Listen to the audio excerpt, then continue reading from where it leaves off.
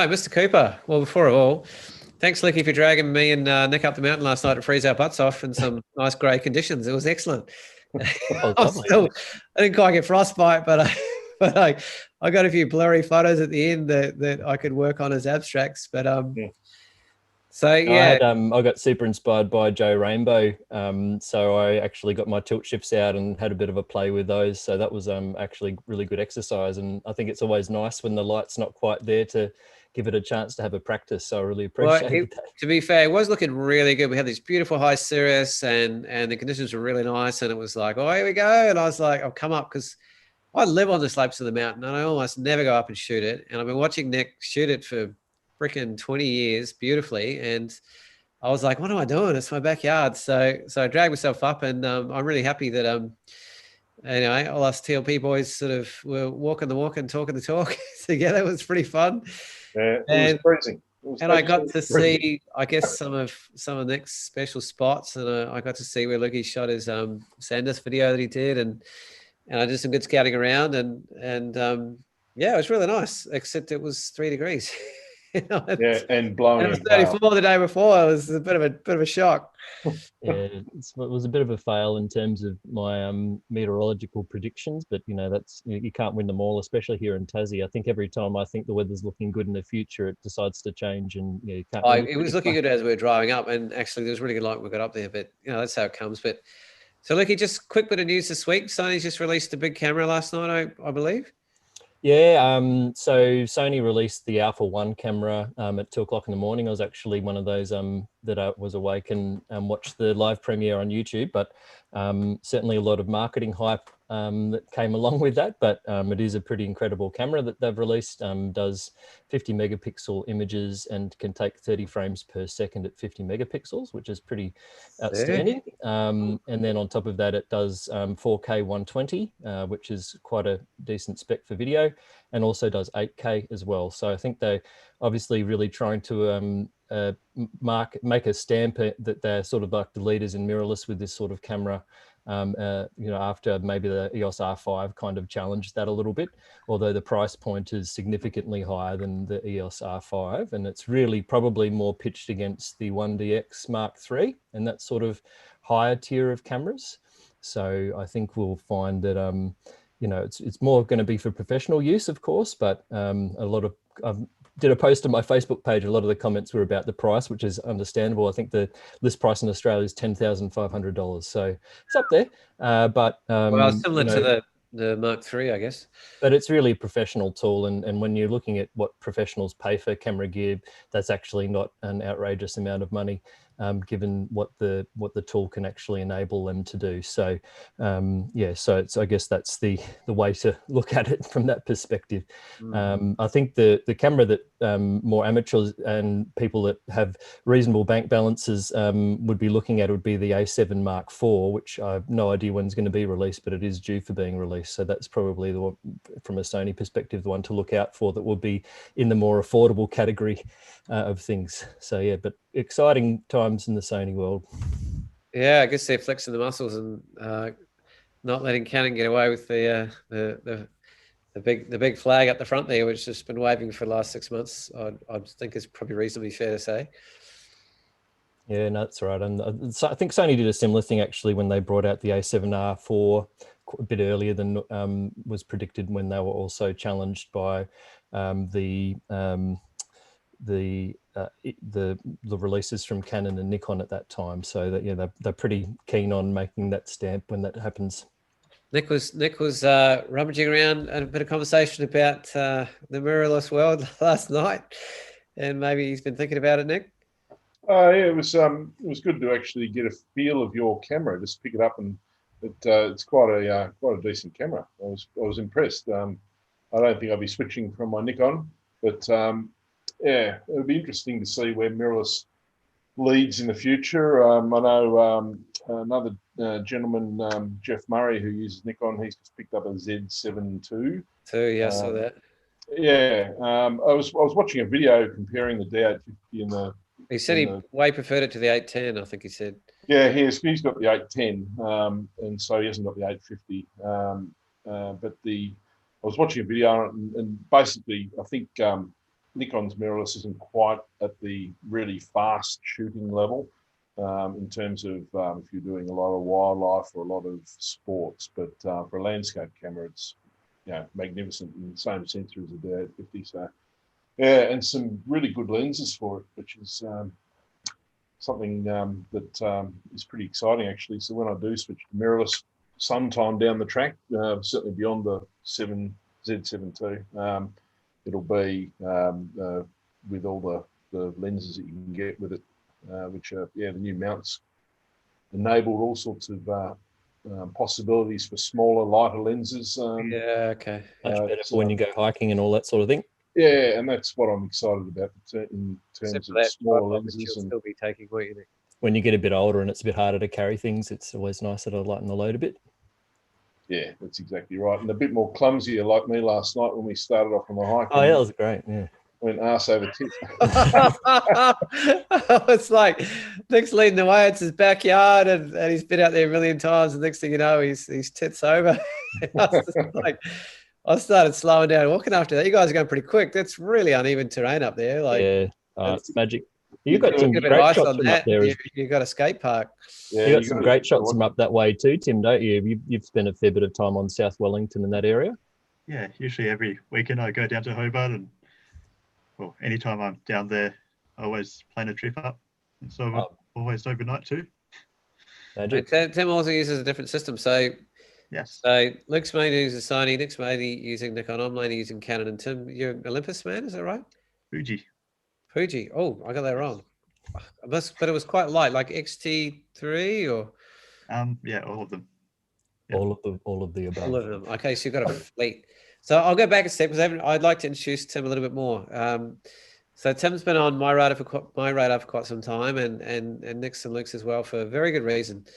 He's about half our age, but he's doing brilliant work. And I ran into Tim largely through the Tarkine Emotion and the conservation work I've been doing with the Bob Bowen Foundation, which Tim has taken a huge role on in the last couple of years in particular, and is doing a massive amount of really frontline work and right on the leading edge of where the activism is happening and the high-end conservation sort of frontline sort of edge is going at, and we'll cover that during the show. We've talked to Tim earlier, and he's going to take us through a bit of a flow between landscape and activism and wildlife and conservation, and we're going to let him sort of dictate where he wants to go, but he's still going to get peppered with questions. But Nick asked before, he said, I don't really know anything about you, Tim, so we've got those standard stock old questions. Oh, where did you get your first camera from?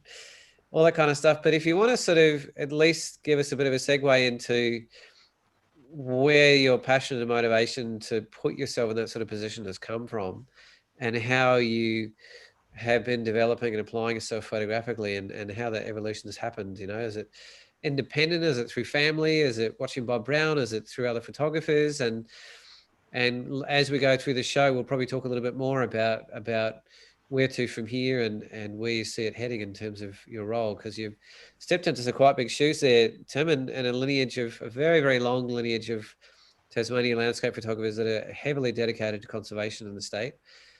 Nick's been very involved for a long time. I've had a bit of a crack, and Lukey has too. So, and Tim actually even did some guiding and helped us out a bit for the Light Collective project on the Tarkine as well, sort of earlier last year. And I think he did some bit of guiding for Fipsy, our videographer, on his last trip up there recently as well. So he's basically walking the talk, shall we say, a lot more than most of us. And he's not generally a man of many words, so he tends to let his action and his images do the talking. So hats off to Tim for saying yes to come on, get him put on the spot with the camera in the face. Thank you, sir. But yeah, maybe start with a little bit of backstory, Tim. Whatever you feel like sharing and giving us a bit of context to what you want to share with us tonight. Yeah, thanks, Paul. Yeah, pretty honoured to be here, and yeah, it's like thinking about Nick's episode a few weeks back, that when he was invited to like going to an exhibition as well and be part of it. Yeah, it's a pretty big moment now. But yeah, I started getting involved with photography. Family's always been like interested in cameras and shooting landscapes and stuff, local camera club sort of thing. But I also did like outdoor leadership through high school and that sort of thing. And yeah, it was pretty quiet back then as well. So I tend to pick up the camera, take all the group photos and all the trip photos, share them later on. And yeah, that's how I got involved with the outdoors as well as working with the camera. Sounds pretty familiar to me, actually, Yes. Tim, the outdoor leadership courses. So did you grow up in the northwest of Tasmania? Yeah, so I grew up in Burnie, where I am at the moment as well. Yeah, fantastic. Yeah, but I did move down to Hobart for uni when I studied surveying and spatial science, so not photography or anything Surveying and environmental. spatial science. So are you pursuing a career in that, or you what are you doing with that? Yeah, I did some work, like work placement for NRM, the Pipwe mapping sort of thing, or environmental base. But yeah, at the time, like going through uni, I was getting photography jobs, doing events and things, and that was making more money at the time. So yeah, I kept doing that. Yeah. Then I even got a job as a Santa photographer in a shopping centre down in Hobart. And Nice. so, yeah. A what sort of photographer? Santa. A Santa. Oh, brilliant. Entertaining was kids. that in the Cat and Fiddle? Yeah, I was down at Maya in Hobart and down in Kingston Channel Court, which was pretty interesting. No wonder you're a rock star, man. I reckon there'd be a lot of photographers watching this right now, Tim, that have done exactly what you've done. So Yeah. Awesome. it's anything with a camera is good. But Yes. so your parents were involved with photography, were they? Yeah, a little bit. Had an interest. Yeah, had cameras around when I was younger, but yeah, not too Yeah, much. right. And your brother Michael is he's also a very good photographer indeed, and he's very similar to you in his outdoor passions and pursuits. Yeah, did all the outdoor stuff as well. Yeah, and he recently joined you on a trip down one of the rivers in the Tarkine. Is that right? Yeah, down the Arthur, and also Karen joined us as well, which is in the Zoom meeting too. Oh, Karen Keefe, is it? Yeah. Ah, right. Awesome. Welcome, Karen. Yes. I haven't met Karen. What was I going to ask? So you did outdoor leadership at Hellier College? Yes, that's it. Yeah, Hellier's got a pretty good reputation for their outdoor education program. Did you do much in the Tarkine area, or is it more based around Cradle what you did? And what? Yeah, I know outdoor ed we did like a walk up Mount Murchison, paddled on Lake Rosebery as well. Yeah, I did my outdoor leadership walk, taking another class up the walls, which I think you had a similar trip. Yep, very similar. Yep. Yeah. Yeah, I don't think there was many other trips around the Tarkine. Ended up doing the Kakadu trip as well, which was quite nice. Nice.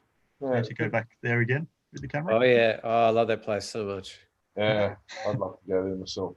Yes.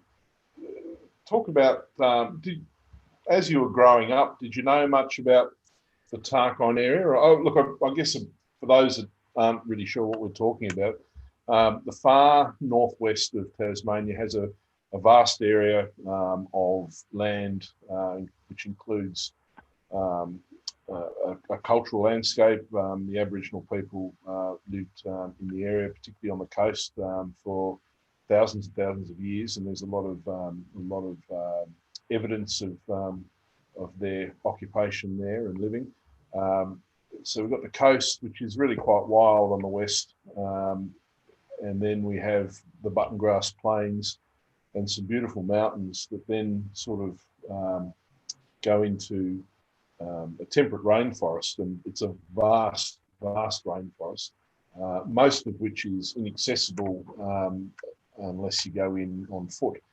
And it's one of the largest temperate rainforests in the world. I believe it's actually the second largest temperate rainforest, except for in British Columbia, I think, so they've got the largest in the world, and it's quite an amazing place that has little protection from environmental degradation through industry such as old growth logging and mining, and no doubt we'll talk a lot more about that, and Tim will be able to give us a lot of insight into what's going on at the moment. But it is a very, very large area, and the general push for conservationists in Tasmania is to make that area a national park, and probably World Heritage as well. In fact, definitely World Heritage, especially when you combine the cultural landscape that is there.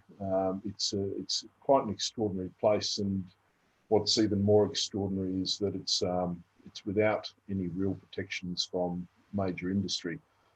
So that's what we're talking about when we're talking about Tarkine and the Tarkine. And we'll probably have to show a map and have a bit of a look around the area at some stage, Tim. But growing up, were you really aware of the area? Was it something that your family talked about, or was it something you discovered a bit later? Yeah, I wasn't really aware of the area as such. We did like family walks and things, going to Julius River and watch the falls, all the setup walks around there. But yeah, they're just like little day trips to the local park and that sort of thing. So it didn't really stand out. I guess didn't know about any of the conservation value and yeah, what was actually happening in the area too. It was just showing all the pretty little sites. Yeah, and I guess growing up in the northwest of Tasmania, when you're completely surrounded by beauty, you sort of take these places for granted. And I sort of sometimes feel that those that live in the northwest might take it a bit too much for granted, because it really is a world-class landscape in so many ways, and it's widely used for recreation, of course, but I think the value of it's something you don't really appreciate until you're away from it. Yeah, but anyway, Paul, do you have anything to add there? Oh, I mean, I've been going up there for almost 20 years now, and it's quite astonishing that a place that is pretty much proven to have World Heritage values through and through on a scale as good, if not higher, than anywhere else in the world is still completely open for business to mining and logging. And Tasmania has a very polarized history around how people have managed that. There's a lot of people whose life and well-being is wrapped up in those industries, and they pretty fiercely want to protect their jobs and so on. And yet, the Greens movement in Tasmania the Greens movement pretty much started in Tasmania through the early Franklin campaign and beyond. And Bob Brown has been at the centre front of that, and he's at the centre front now, 40 odd years later, as being one of the loudest and strongest and most potent voices for trying to conserve the same area. And, Tim's been bouncing around on the front line of a bunch of different areas, because it's not just the Tarkine that's under threat at the moment. They've had a big change in the agreements. There was a huge band of, I think, 365,000 hectares. It was under a level of protection for the last 7 years, and on the proviso that the forestry in particular would be elsewhere in the meantime, and they've sort of just stripped that away, and they haven't replaced it with anything else. And during COVID in particular, it's just been all systems go for primary industry to just get into all these places that are really high conservation value. And the Bob Brown Foundation in particular has put their hand and their heart on their sleeve about getting out there, and Tim's been right alongside them for quite a long time now, and that'll come up through the show. I think Tim wanted to talk initially about his landscape and then move into activism. But Tim, just going back a step, where would you say your influences came from for you to start engaging? And you talked about just getting your initial interest in landscape photography, being on trips and outdoor work, and documenting and sharing that, I guess, for others as well as yourself. Where was that transition that you recognized the greater power of photography in terms of telling a bigger and more important story, and in terms of the conservation aspect of things? And then obviously the Tarkine is in the forefront of that at the moment. But going back a step, where did that sort of go from there to here type thing? Yeah, so well, I was at uni. I was doing all the photography, interested in all that, doing events. And then I also studied a few free units through the art school. Yeah, then doing one of the events, I did meet Charles Chadwick, and he told me about the Tarkine in motion, and I knew like a few people from it because I didn't go to the first year. But yeah, it was just provided as a free trip, food provided, transport provided, going to this nice looking spot and yeah, take a few photos. So that sounded pretty nice. So I went along to that. That was 2016 Tarkine in motion. And yeah, I was based at the Huskisson River camp. All very lush and green and yeah, very nice rivers down there. But then we also did a few side trips into coops and actually went out scouting some of the coops, including the one where we've got the blockade set up at the moment, going down measuring trees and seeing what's going on. And yeah, that moment, seeing a few clearfells on the way around, then like going between the two, that's kind of changed me. So seeing it in its pristine form and then seeing what happens to it when it's straight clearfield type thing, that juxtaposition just really struck you, you're saying, Tim? Yeah, and just seeing the size of the trees that would have been there, and yeah, knowing it's changing so close to home. Yeah, because as we were saying, Tim's from the northwest, and the Tarkine is in the northwest. But so just for people that hadn't heard of it before, I've been to every single Tarkine motion. It's a wonderful idea that was sort of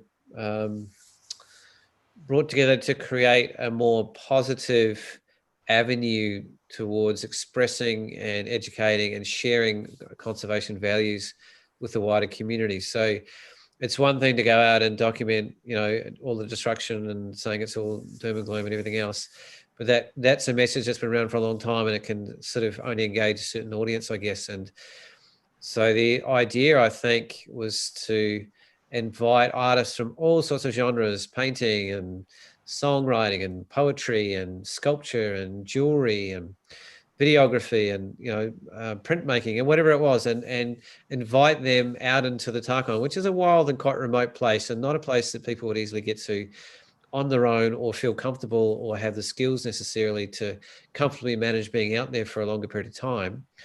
And to get people that had those skills to set up these camps in certain areas and have the cooking and have guides on hand to lead people out places that they might otherwise not get to, and let the artists to engage with the landscape in their own way, in their own time.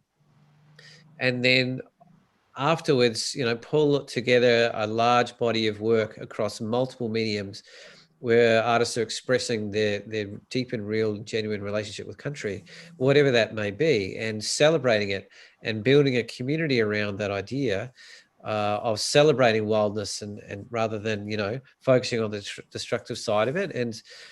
And that's kind of where I met Tim too, engaged in that. And I actually started running around taking pictures of the artists just as something different, because I thought, well, I can take pictures of landscape anytime, but I can't necessarily document this process of people engaging with landscape, which is something that Tim is now doing really, really well on quite a significant level. So it's not that common to have somebody who has the skills that Tim does to cross both a portrait and a cultural point of view. So Tim's actually done quite a bit of work with the Aboriginal community as well in different pockets, and some film work, as well as landscape work. And that's a very wide skill set already for someone your age, Tim, that I really admire. And and as we get into the show and start showing some images, you'll see how quickly that's evolved. And I guess, Tim, when did you start sort of transitioning from that landscape, that pure landscape celebration and approach of your imagery to the more, I guess, not necessarily politically charged, but more the conservation based? When did you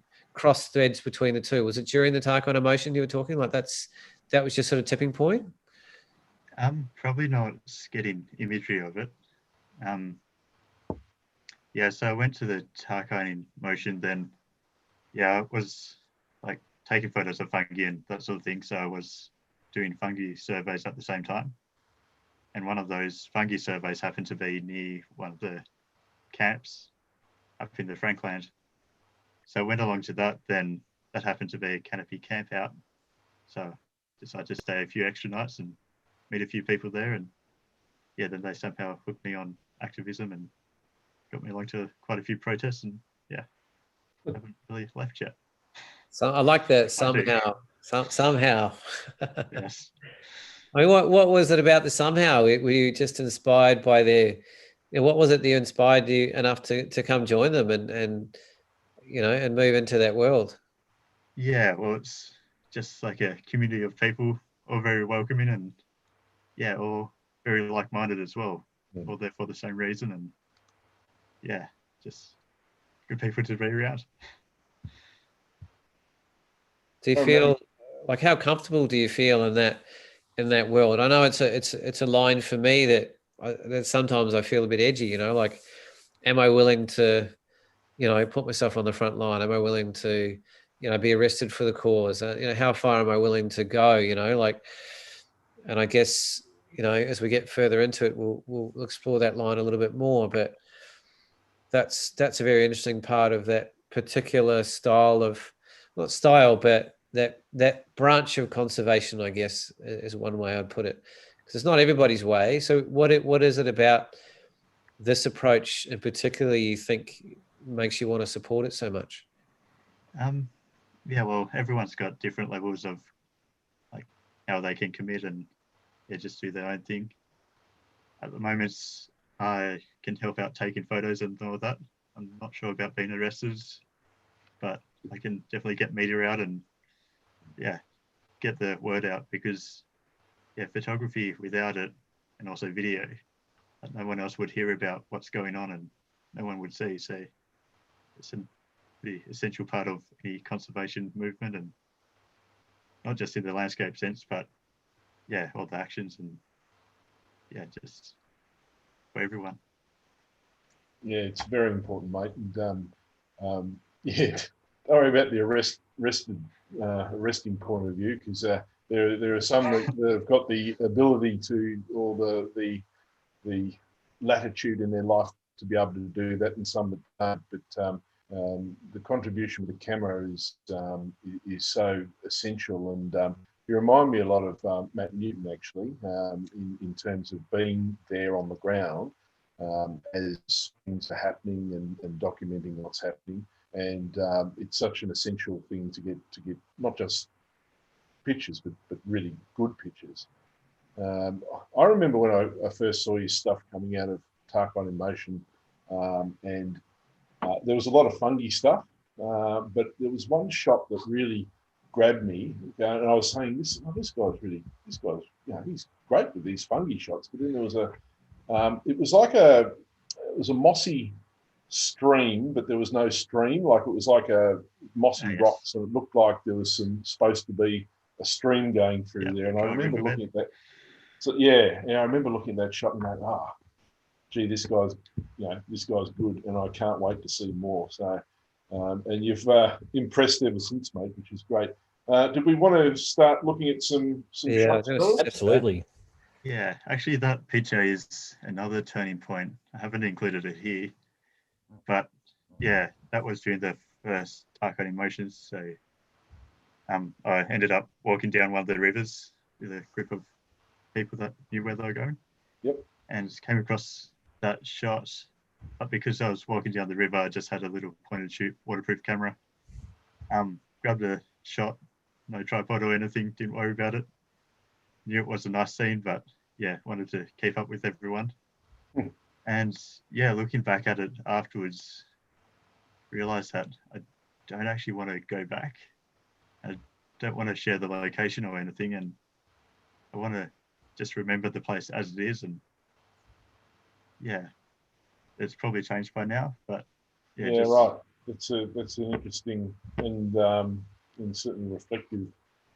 Yeah, because I was asked quite a bit about the location of that from other photographers to try and get there, and yeah, just haven't wanted to even go back myself now.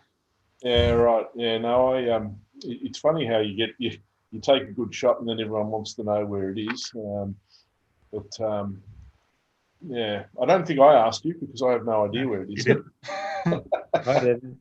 Yeah, but yeah, you do get that, don't you, from photography? So you take a nice shot, and everyone wants to know where it is. Yeah. I think if you establish early on that you don't give away much when it comes to locations, they leave you alone after a while. Yeah. And kind of reflects on YouTube. Tim Graham Pritchard just said, "We're going back, Tim, someday." oh good. Oh, Graham's a good chap too. G'day, Graham. Hang on, mate. He, yeah, awesome. Cool. Right, Well, we let's need to get see some some pictures. photos. Yeah. Yeah. Yeah.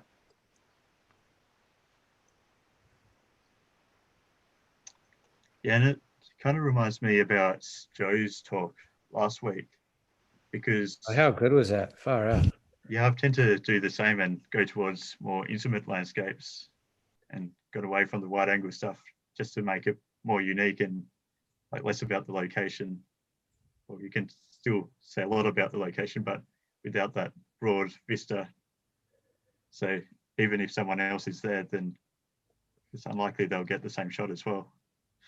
Yeah, awesome. Yeah, that comment that Joe also made that struck me was how it gives great potential for you to really put your own stamp Yeah, on your imagery and individualize it and kind of make it a bit special, I guess, because a broader landscape is a lot more about the landscape, whereas an intimate landscape is even more about the photographer and their relationship with landscape and what they're seeing. yeah. As long Oh as my we God, it don't looks like one do of all the the same stone thing. giants from the latest Hobbit films, Yes. where they started standing up and laying into each other from other sides of the valley. Oh my God. Looks Wow. like you're taking a shot. You've taken a shot of a stone soldier from the rear, sort of 45 degrees off their shoulder, and they're looking down to the right there. That's Stone giant. looks to me. What a Oh, that's what I got straight away. Yeah. beautiful. Yeah. So at the moment, I'm working like all weekdays at a picture framing shop. So I've only got the weekends free. So try and make the most of them. Yeah, so this one had a friend contact me. They wanted to do this walk. And so I wanted to go along as well. But that they could only do it during the day. So climbed up the mountain overnight, got a few shots like this, went down, met up with them and redid the walk afterwards. It's commitment. Yeah, but it's definitely worth it. Been there at different times. Yeah, absolutely. What are the qualities about this image that speak to you, Tim? Just the mystery of it. And yeah, because I actually tried to camp under this big slab of rock right here because there isn't very many flat spots around there. I'm just being alone and like the complete silence in the air. Trying to convey that in the image as well. Oh, it feels beautifully quiet, but You strong can't at see the anyone same around time. and yeah. So yeah, this was the second attempt at pitching a camp because the other one was a bit too slopey. It still looks a little slopey. Yeah, it's an improvement. I did get a few hours sleep. Actually, it reminds me a little bit of that. I don't know if you've seen it, Tim. That photograph of Alagus Harness's tent pitched in the most insane-looking spot. Yeah. It was obviously in poor weather as opposed to this one. But I think I know the one you bits mean. of it flapping everywhere. The A-frame thing. Yeah. It was the most impossible-looking place for a tent. And, you need to be there. Yeah.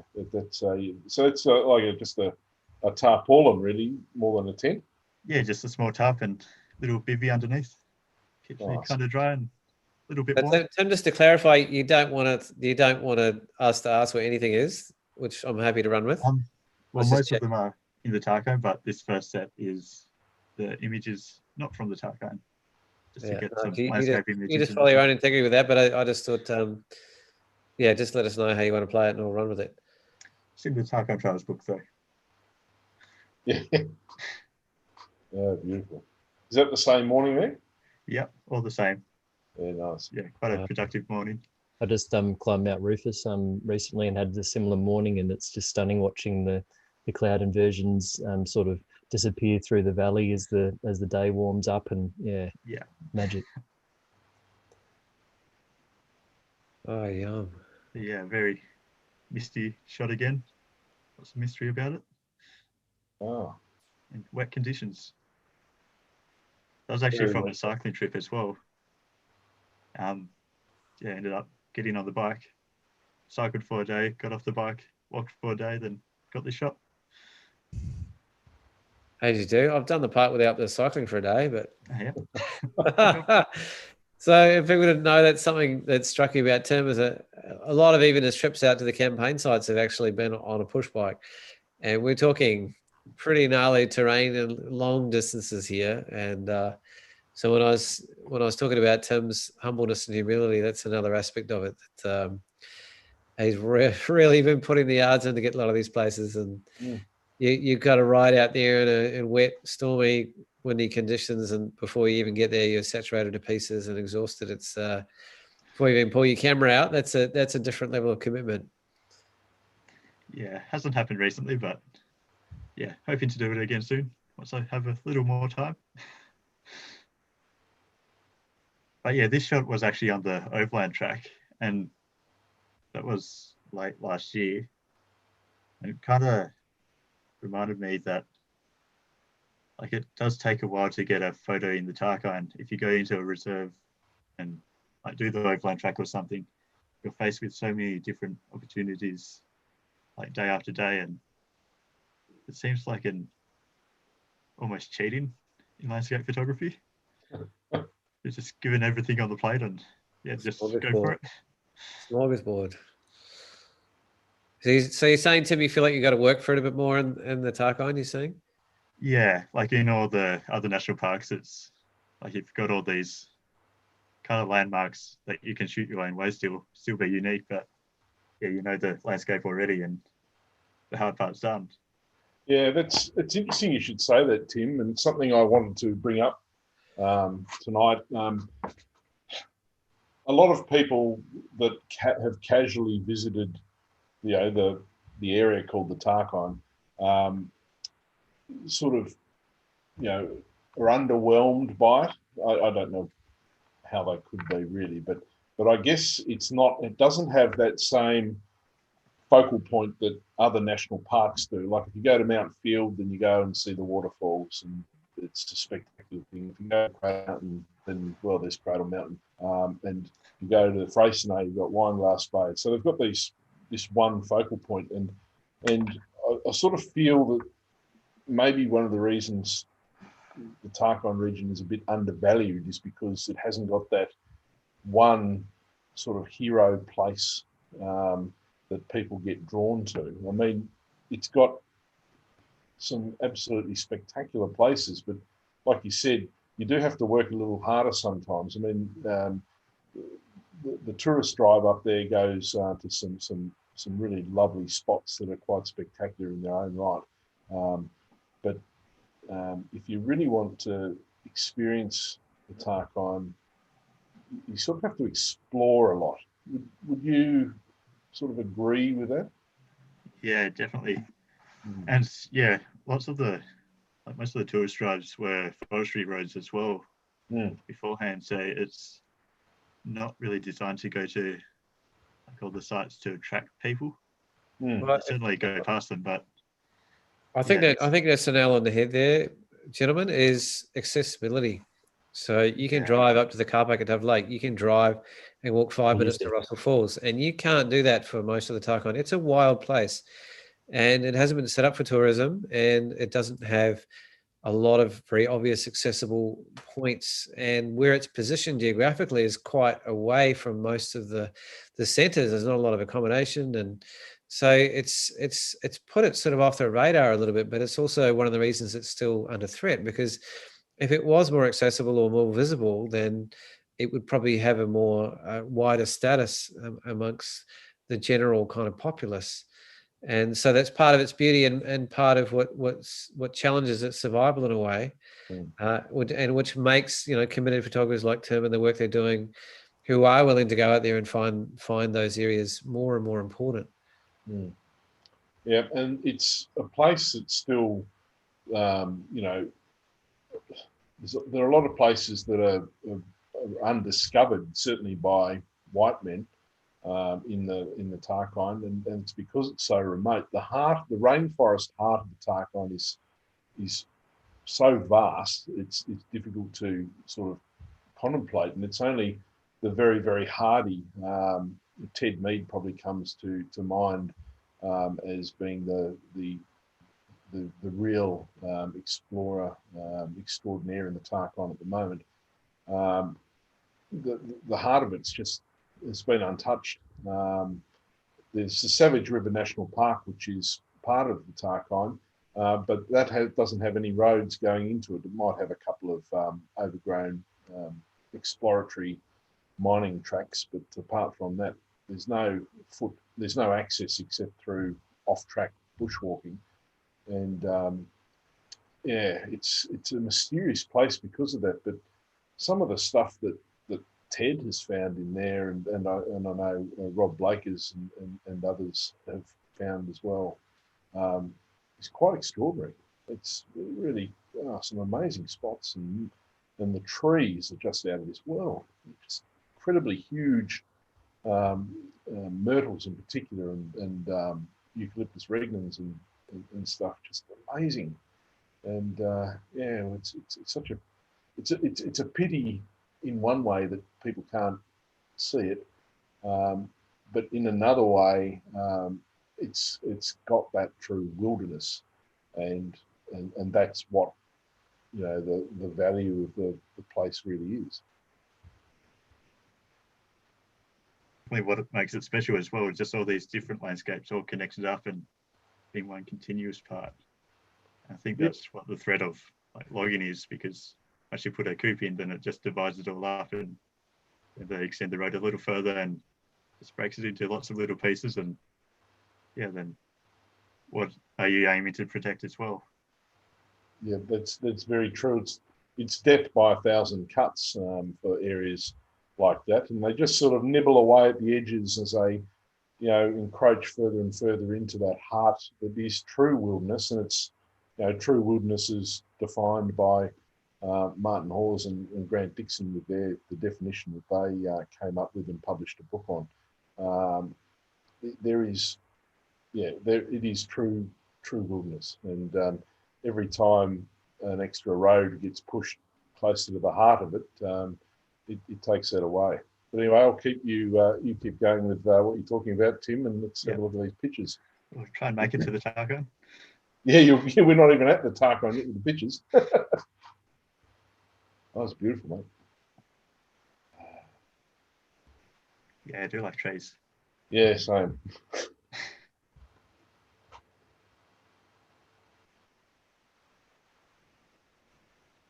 And early mornings. Oof. Some good light there.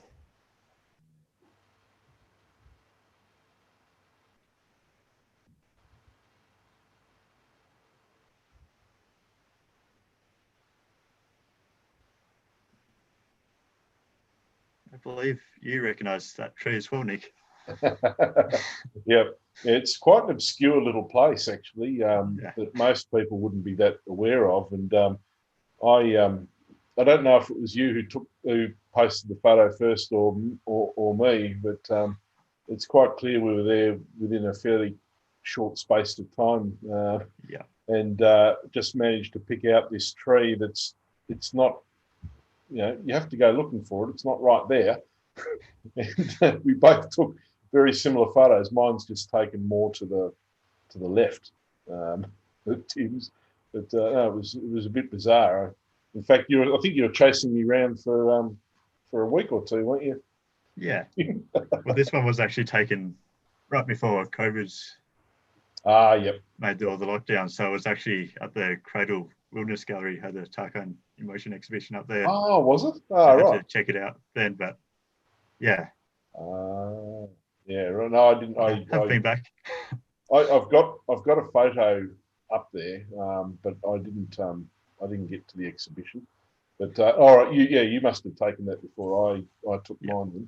Then. Yeah, Not all of them though.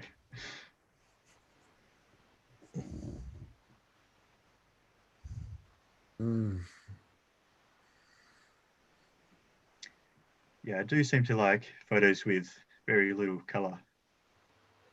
Yeah, it's an interesting One part or of two colors. a lot of what you. Color. Yeah, there's almost like a monochromatic sort of feel to a lot of images, but they are obviously still clearly color. It's yeah. What do you think that it is about, Tim?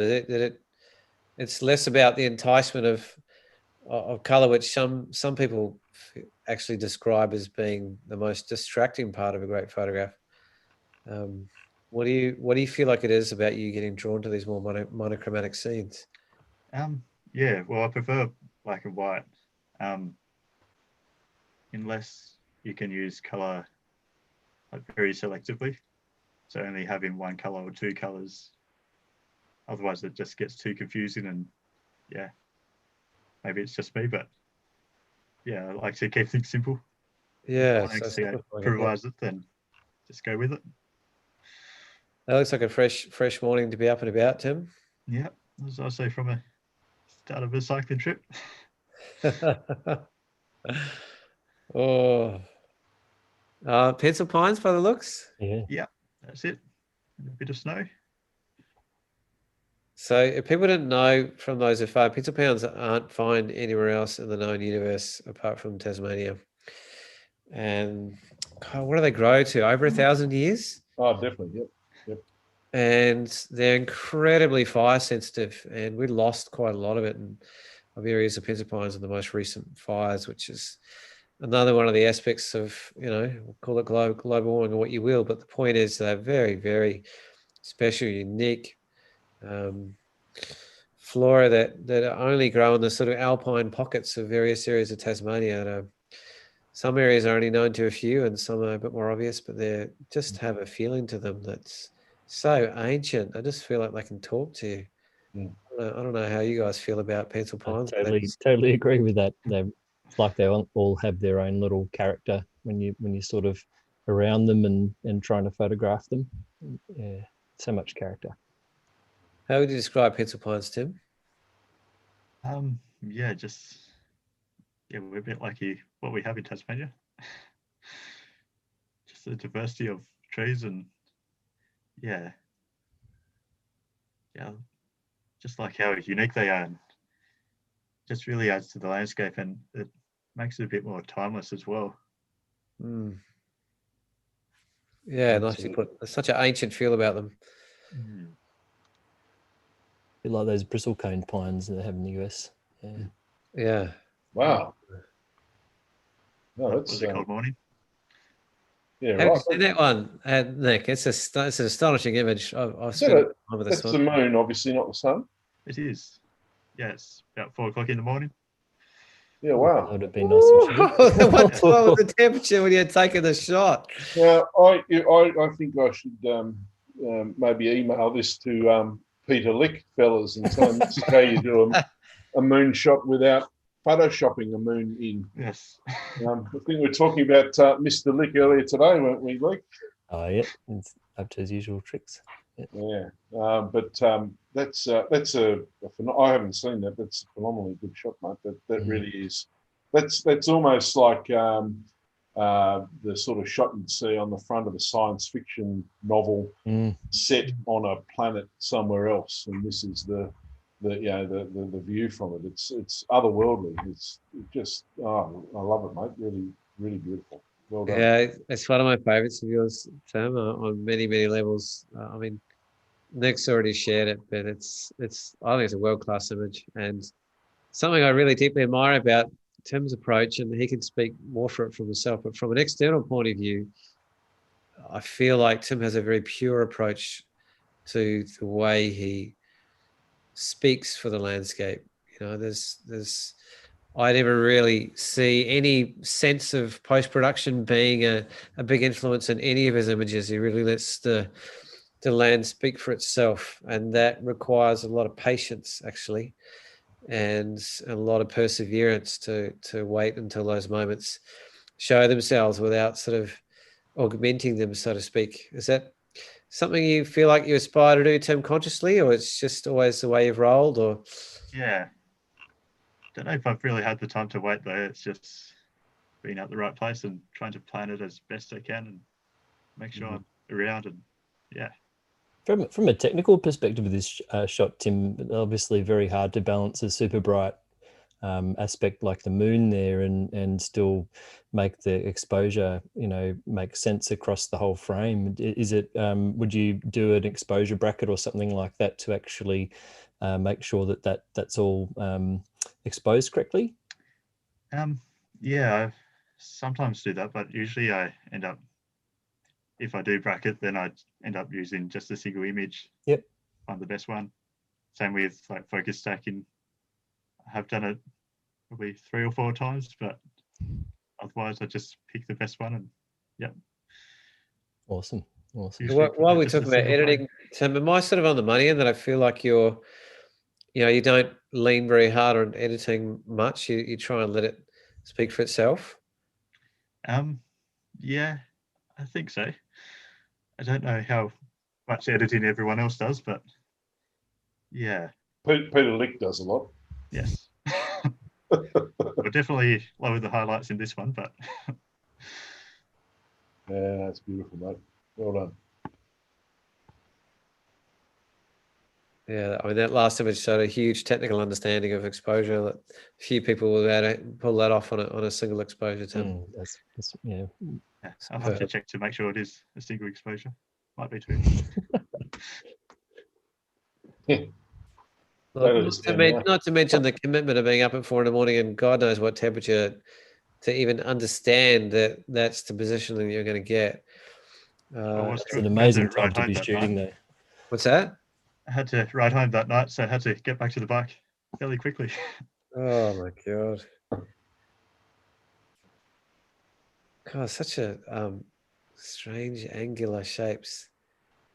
Oh, I just saw the it looks like the moon, I guess, down the bottom there. It is. Very Nick sort of image, that one.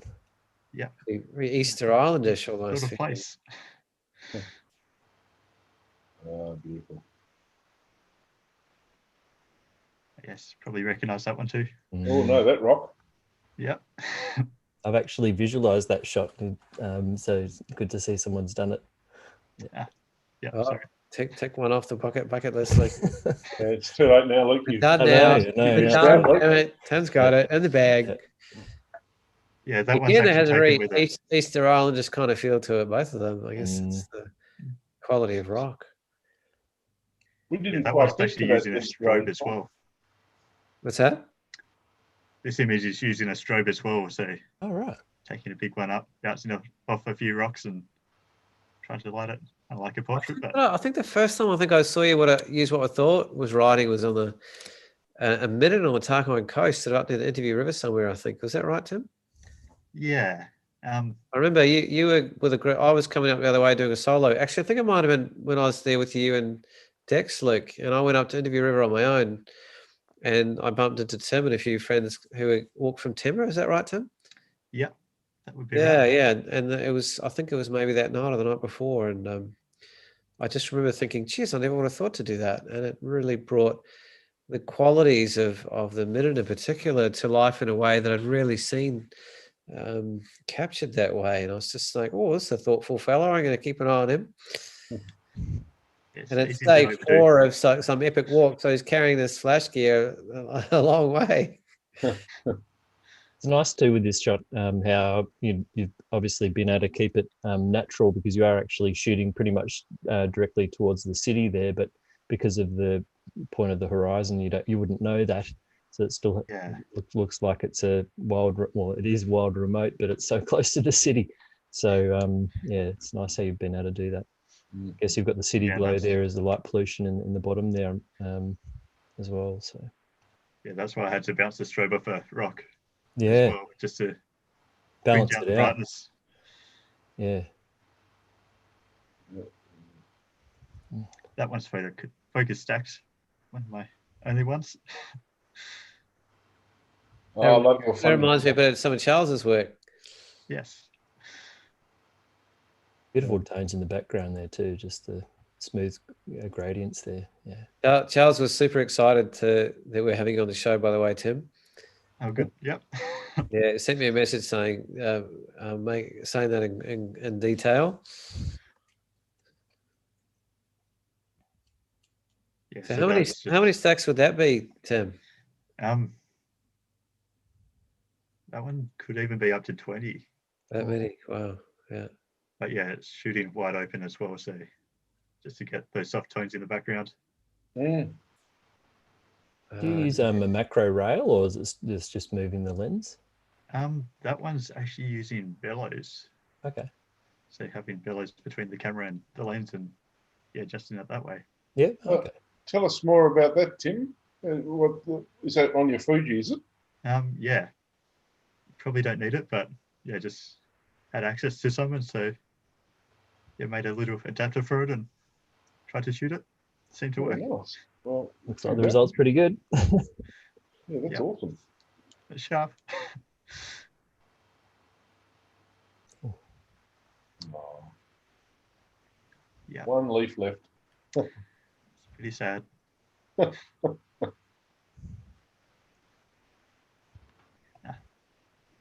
That's it from that set. Cool. It must Beautiful. be time for the Tarkine.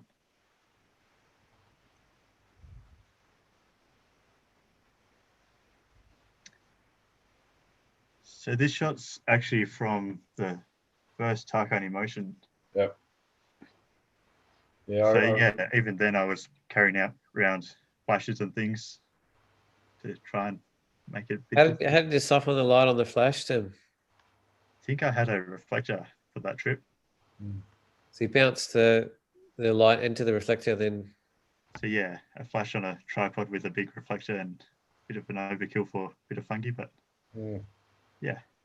No, it's not overkill. That's how you get great fungi shots. And I think Steve Axford, the great fungi shooter on the mainland, would be very proud of your fungi work, mate. And I do remember seeing this particular shot and going, "Wow, that's someone who knows what he's doing." And that's beautiful work, mate. It's just beautifully balanced, and it's not that easy to do. And I'm sure most photographers out there that have tried their hand at fungi work would know that getting the light balanced using strobes or torches or something else with the background light is quite a tricky thing, and that's just spot on, perfect. It's great to see that other tree trunk in the background with the moss over it, just as a sort of context, just to show it in the broader landscape there as well. Probably wasn't thinking about that at the time. And definitely a that single matching tone of brown on the upper part of it too that ties it in. There you go. Good. We'll start getting all artsy with you.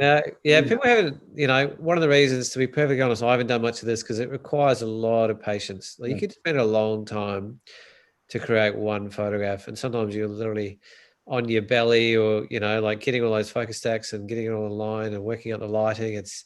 You've got to be a patient person to do this sort of stuff. And I'm not that patient, but I really respect the people that are. Yeah, it was pretty intimidating on that trip as well, because being the first Tarkine Emotion, I actually went along with like a little compact fixed lens camera and had a close-up filter mounted to the front of it, I think. So that's kind of why I went to the fungi, because everyone else was shooting all these big cameras down the rivers and things, and yeah, I wanted just to do my own little thing and sneak off in the corner. Well, it's a very good advertisement for a smaller, more compact camera too, because that's a remarkable photo, and to know that it was captured on something that might not be quite as fancy as some of the gear that some of us have got is probably a great lesson to everyone out there that it's not the gear, it's a photographer. Yeah, well, it's also about understanding that, like point and shoot cameras and cameras with really small sensors have a brilliant capacity for macro, and it's like they're born to do it relative to other ones. So it's about leaning on the strengths of what you're using as well, which Tim's done really beautifully here. Yeah, even doing like event work at uni and stuff, I was still using that camera, but because I was using strobes all the time, then the small sensor doesn't matter at all. It's as long as you can get the light there, then the final image is just the same as any other camera. Very good. Wise grasshopper. Yeah, No, it's a beautiful waterfall. Nice. it is. Have you stayed there late at night to look at the glowworms, Tim? No, I only did my first trip there recently. Yeah, right. Yeah, a few months ago. Yeah, cool. Now, where you know how you walk down to the base there, there's some overhangs, and I haven't seen them. I haven't seen them myself, but Scott Jordan was telling me that there are glowworms inside the overhangs there, and Yes. so I think next time I go, I'll try and take a photo of those. Yes. There's also so many other places too. Mm. Oh, so delicate. Mm. Singing the same thing there, Paul.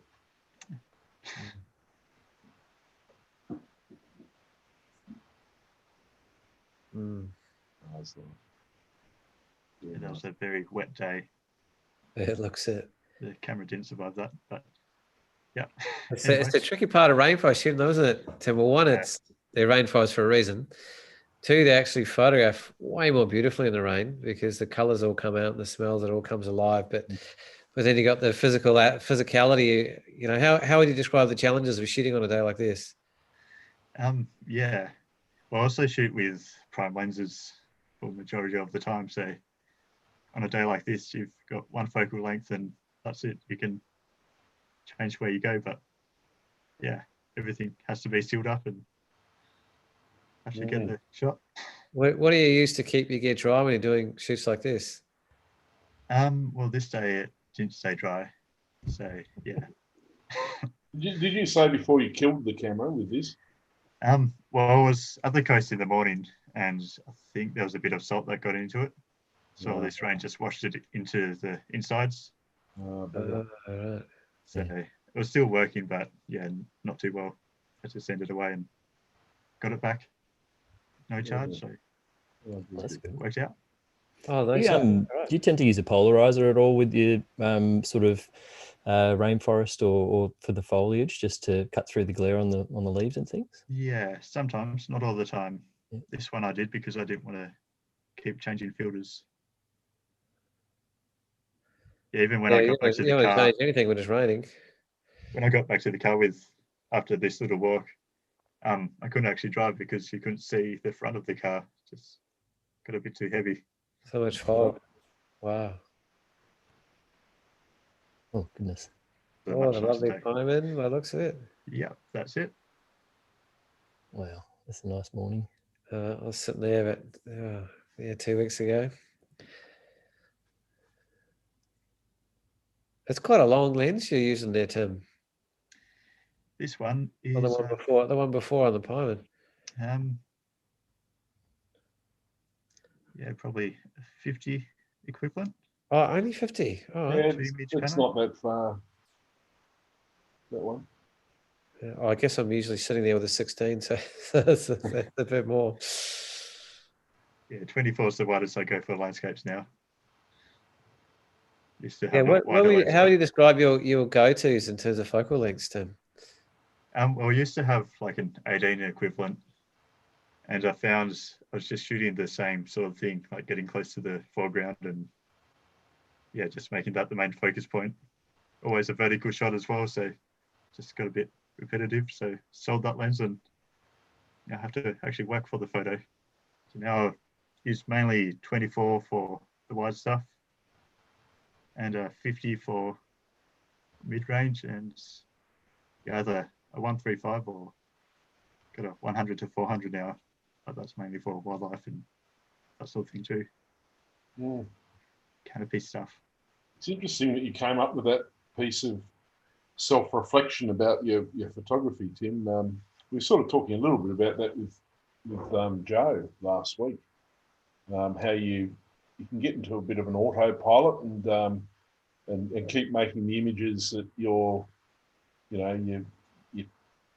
you're used to making, and you turn off your artistic sort of thing and go into the autopilot. But yeah, it's interesting that you sort of recognise that you were falling into that trap, and that the wide angle might have been the catalyst, I suppose, for that.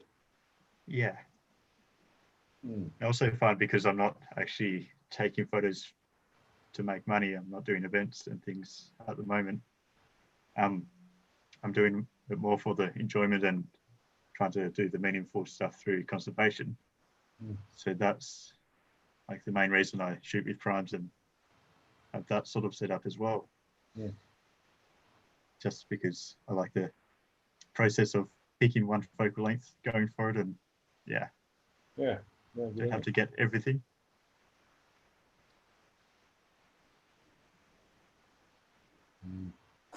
This was actually the morning we had the Light Collective come into Sumac. Oh, really? Oh, that morning. Oh, we missed the mist. Yeah. Beautiful. So early morning walk.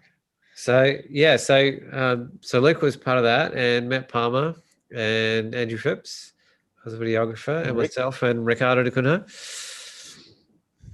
And we got a royal welcome from Scott, and we had interviews with Scott Jordan and Dr. Lisa Searle, who are huge figures in the conservation of this area in particular, who Tim would have got to know pretty well, I imagine, by now. Yeah. Few photos coming up later. Good. Oh yeah, I remember when I saw that one come out too. Jeez, you've got a bit of a love affair going on with magical moonshots, Tim. Far out. They're really not easy to do. That's actually the Sunday. It was just very. Is it? Misty. Oh my god, even better. Yeah.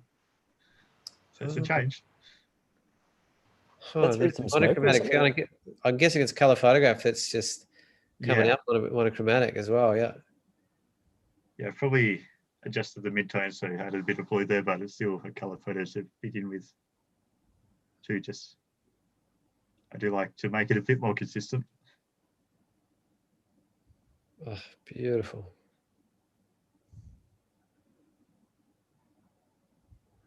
I keep wanting to know where things are. Like everybody else. Yeah, I've been to that site quite a few times now. I always go back with a little bit different lighting, so I went back later that evening and had like all the pink glow after the sunset. Then went back a little while afterwards and had all the dunes starting to glow whiter, like the bright white with the blue background. But yeah, I still prefer having a little bit of shadows.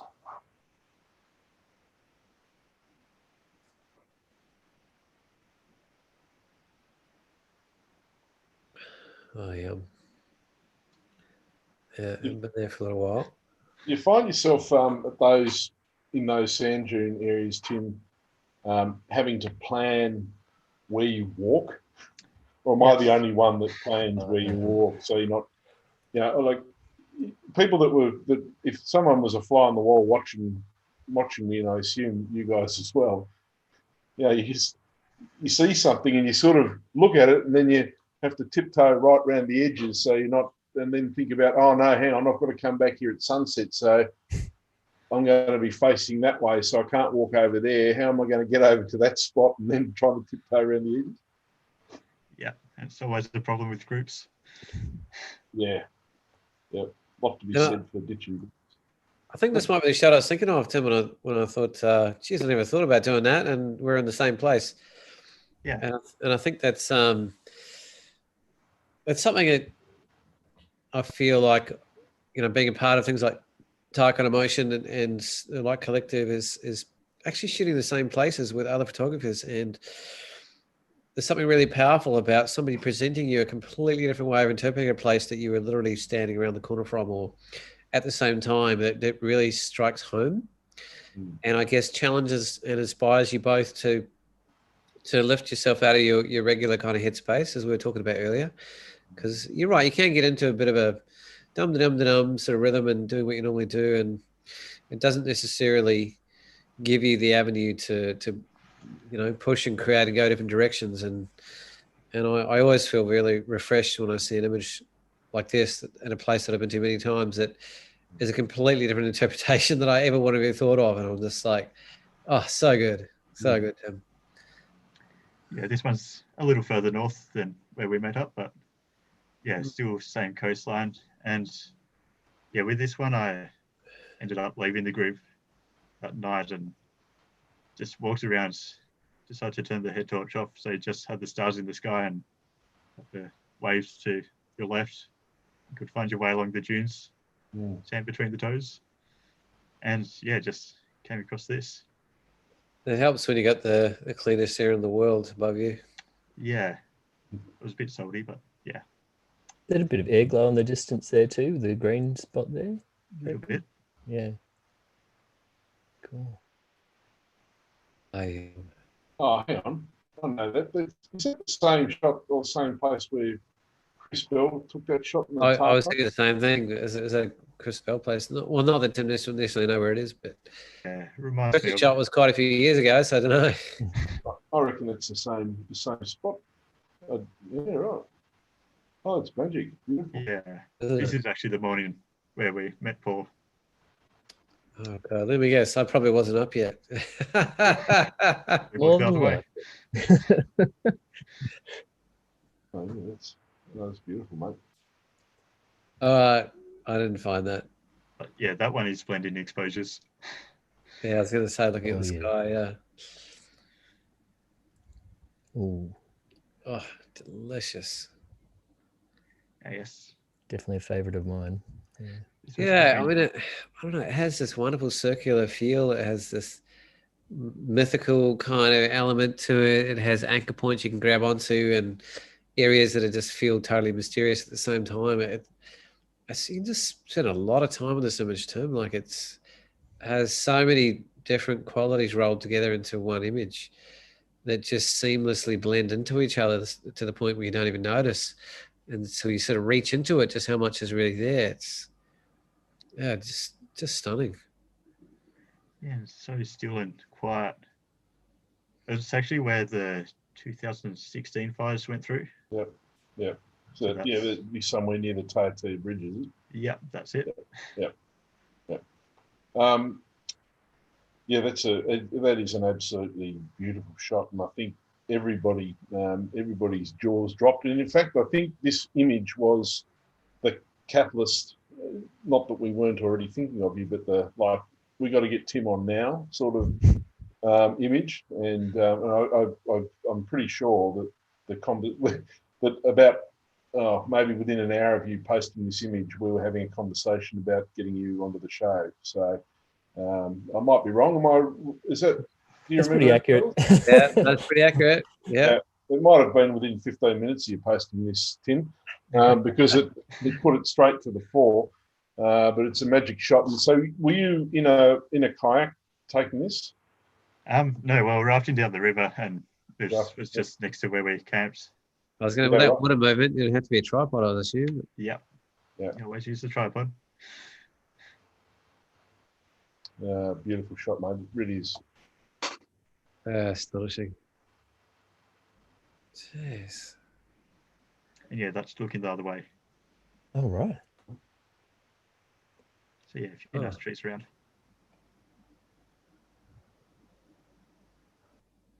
Oh, did you put that in one of the exhibitions, Tim? Yeah, that was one of the in the long gallery. Yeah. Yeah, I remember that. I remember that one. But yeah, that was also the main shot for my Bernie exhibition, little solo cafe display. Yeah, how did that go, Tim? I didn't make it to it in the end. Sorry. Well, it's still going. Still going. You got a permanent spot there, Tim. Yep. Been over a year. What are the details, Tim? You better tell everyone in case they're going through Bernie. Yeah, absolutely. It's on my website. Yeah, Cafe Europa in Bernie. Oh, yeah, I know. Yep. Just got a few images up there. They are for sale. Yeah, I did the frames there myself, and that's actually how I got my current job. So, yeah. Yeah, wow. Yeah, cool. Check it out. Yeah, the geology of the Tarkine is just out of this world. The rocks on the coast and you can walk 5 meters down the beach and it's changed again. You know, it's just brilliant. It's one of the things I just love about the area. Just the patterns and the geology in general is just fantastic. It's More beautiful. rocky islands and rivers. Yeah. Yeah, so people don't know what packrafting is. It's basically like a very small angular blow-up raft that you can actually carry.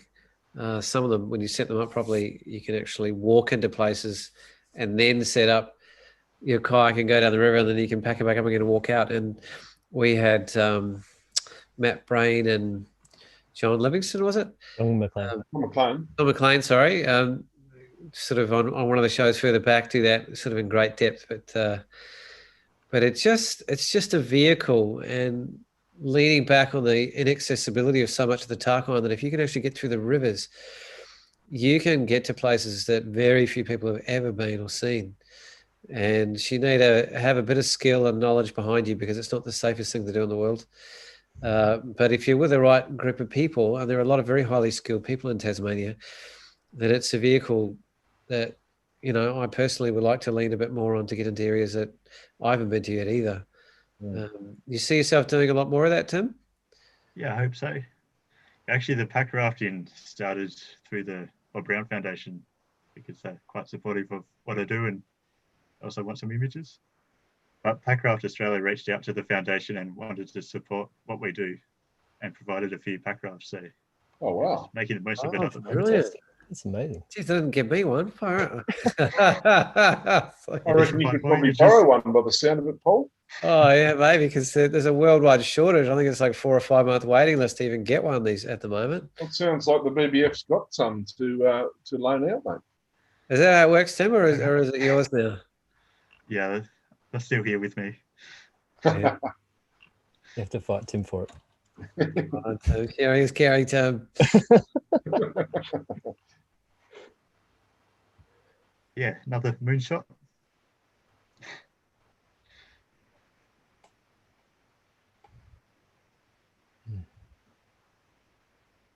I love those little windows you get into the forest. Just standing there on the banks.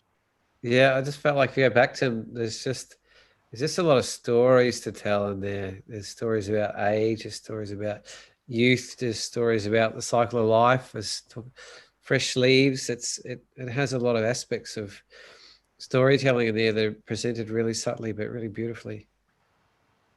Yeah, it really shows the depth of the forest a bit more as well, I find. Yeah, all the different layers of light and yeah, and the cycle, you know, when a tree falls and the bracket comes up from below, and you know the space lets light in, and you know, the different kind of species that all sort of sit so beautifully together, and the biodiversity is another commentary that it makes to me too. You know, the other time that you get this view here, and this really shook me up, was or is when you are seeing a clearfell forest getting smashed to smithereens by bulldozers and wrecking balls and all that sort of thing. And I've actually been at a working coop when that has been happening, and you see this window just like this into the forest, because all the trees in front of you have been smashed to smithereens, and then sitting there you've got these ferns and the understory that's suddenly revealed that you don't otherwise see unless you're on the banks of a river. So it's quite an interesting view, and actually when I saw that, and that was quite a long time ago, it really shook me up and made me want to get a bit more involved in the conservation side of things. It wasn't the only thing, of course, but it was one particular poignant moment where I was able to look straight into the forest, just like you do on the banks of the river, but I was nowhere near a river, and in front of me there wasn't a river, but just a trail of destruction. And yeah, it's interesting. They're really the two times that you get any insight into, or any window like this into the old growth sort of forest. You know, I just sort of share that story to put a Debbie Downer on it. Might be some more of those photos coming later. Yeah. But yeah, I also find the green in this image, yeah, that's very much the Tarkine for me anyway. Just that rich rainforest, always damp. Yeah.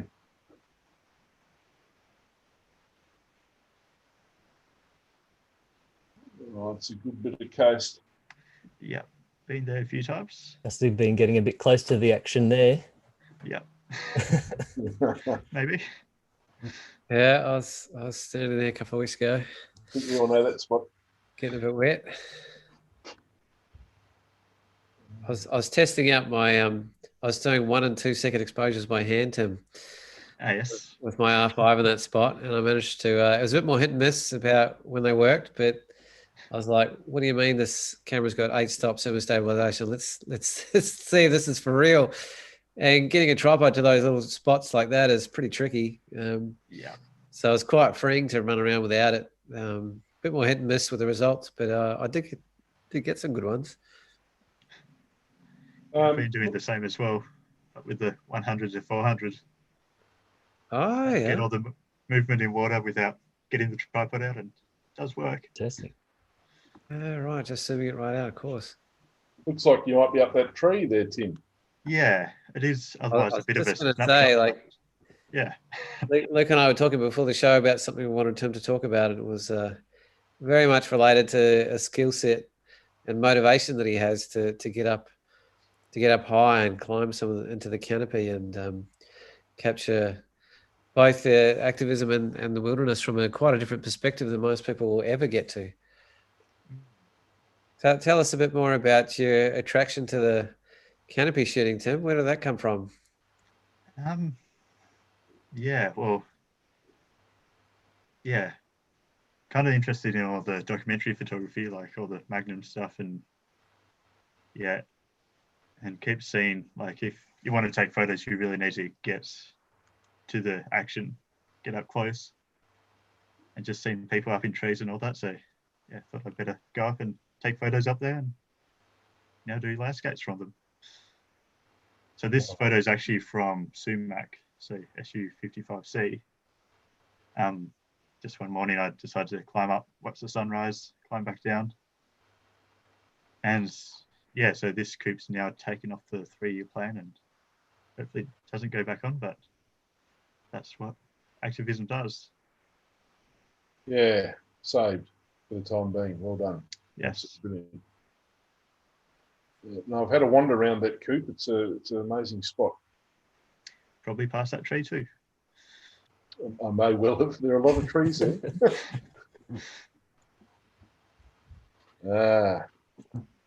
I've never seen one live. Oh well, here it is. I think I've seen one, but it was a lot bluer. Yeah. So this isn't in the Franklin River, so that would explain why it's not. Oh, that's funny. Mine was on the Franklin River as well. Yeah. Yeah, the Franklin River ones are the blue ones. Yeah, right. So a 3-day rafting trip down and out the Arthur River. But it was massive, the one I came across as well. It was huge. Yes. Yeah, so this is the benefits of going to like the BioBlitz and things, connecting with scientists. So I did a survey afterwards with Todd Walsh, going around the few rivers, documenting what's there, and yeah, managed to get some media for him as well. So just for those, man, yeah. What's that? He's the freshwater cray. Yeah. Guru. Expert. Yeah, very passionate man. Astrocoppus gouldi, I think, is this particular one. So they're indigenous to Tassie, are they? Yeah, so they only live in the rivers that flow north to the coast, apart from the rivers that flow into the Arthur. So that's the only exception, and the Franklin's where you get the blue ones, but yeah, it's the world's biggest freshwater crayfish. Yep. That's right. Yeah, rivers less than 400 metres in altitude that generally flow to Bass Strait, except for the Arthur, and incredible animals. I mean, they're just enormous, and I'd love to just come across one day, but I don't like sort of poking my hands in the under the logs in the river. They've got enormous claws. Incredible ancient creatures. And Tasmania's got a whole. There are 3 freshwater crayfish of large size, I believe, 3 species. With this one, Astrocoppus goodeye being the I don't know if that's pronounced right, being the largest. But there's a whole bunch of burrowing crayfish as well, and that's something I really love in the Tarkine and in the northeast and pretty much all over the state. But there are different species of these burrowing crayfish, and they're there because they make these little mounds. They're like a chimney that are made of little balls of mud that they've piled up. It's like a chimney of Maltesers, I guess would be the best way to describe it. And you get them in very damp areas, and they're only really small, tiny little crayfish. But if you ever see one of those, it's pretty rare to see those too. But I have actually seen one of those. But it's amazing. But you have to be so careful walking around in the damp bits of the forest because all their little homes are sticking up, and you can easily kick them over if you're not watching what you're doing. Yeah. Anthony was saying he's heard stories about friends in the Savage River area that used to catch them in the 60s. God, I bet they were monsters. Oh, yeah. They would be.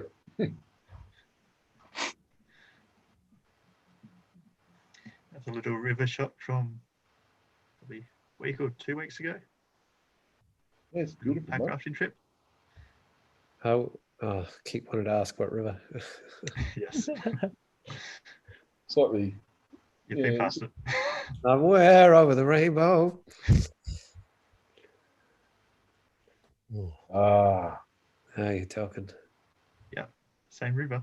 Yeah. Geez, what a moody morning or afternoon. It could be any time of day, that one, but geez. So yeah, I actually went for a paddle down this river during the day. Went back to the blockade camp and then decided to go out later that evening. Did a little solo trip, camped on an island, woke up next to this and got the photos, went back to camp, went for a climb. How's that for an ideal life? Left the camp, paddled down the river, camped again on an island, woke up to that. Beautiful.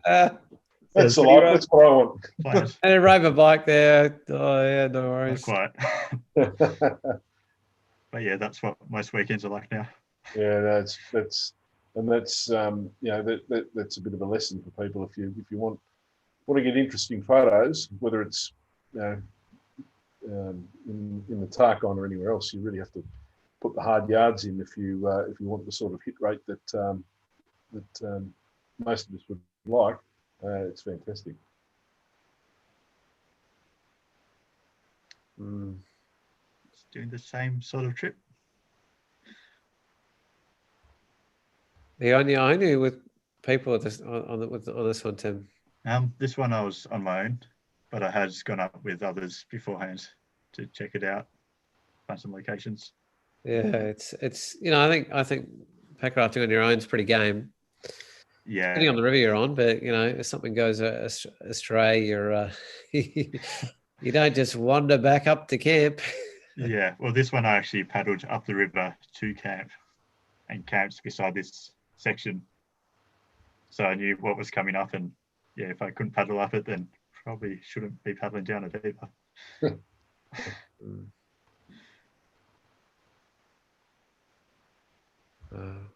Yeah, another logging coop. Oh, it just has such an emotion of sadness and desolation about this, Tim. Just look at how that fallen tree or that fallen branch there just mimics the tree that's in the that's still standing there. Yeah, the double fork. Yeah. Simple as well. It's a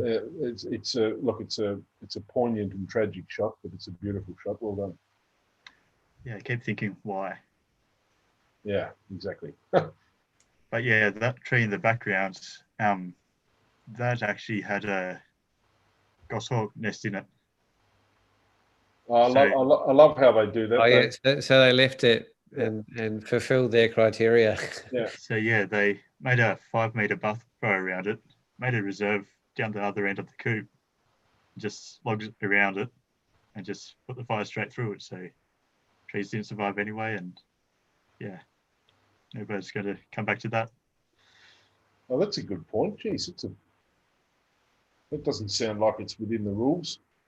No. Well, they identified the nest and put it in the plan, so yeah. Right. Yeah. Enough for them. It's like when they the what was the tallest or one of the tallest trees, flowering plants in the world, El Grande in the Styx Valley. They recognised that it was a nice big tree, and then they decided to protect it. But they still logged around it, and then they burnt nearby it. And anyway, they killed it with the fire that they burnt the log coop with, which is just crazy. Goes back 15, 16 years ago now. Yeah, I remember. I think some of the things that maybe, well, it's not rocket science, but rainforest trees in particular, they live in a large community, and they require the buffering from wind and the moisture capacity of the soil, and there's so much complexity of what they need to survive that they just can't maintain individually in isolation. So even a token gesture, even if they didn't set it on fire, it wouldn't last very long anyway. No. So it's basically just a flippant gesture with the same outcome, just slightly delayed, but at best. Yeah, like you said, Paul, it's not rocket science. They should know that stuff. They have scientists that work for them, and they should be able to work it out.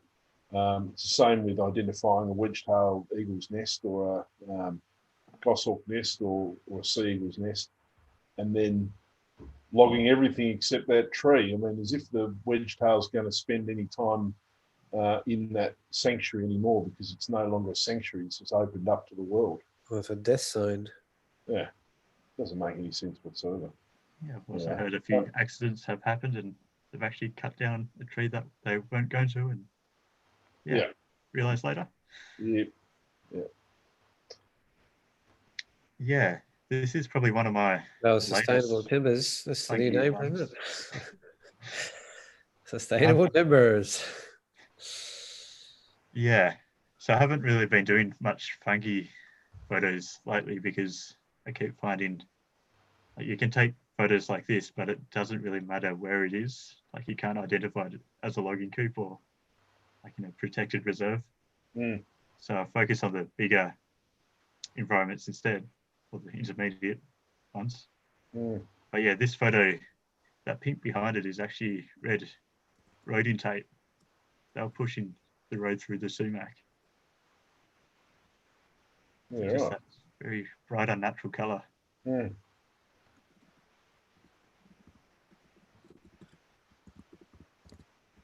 There's the shot. Also at sumac. Oh, so much colour. Actually, it reminds me a little bit of Wolfgang Galacki's work in terms of the macro work and tone and that sort of thing. And beautiful, mate, beautiful.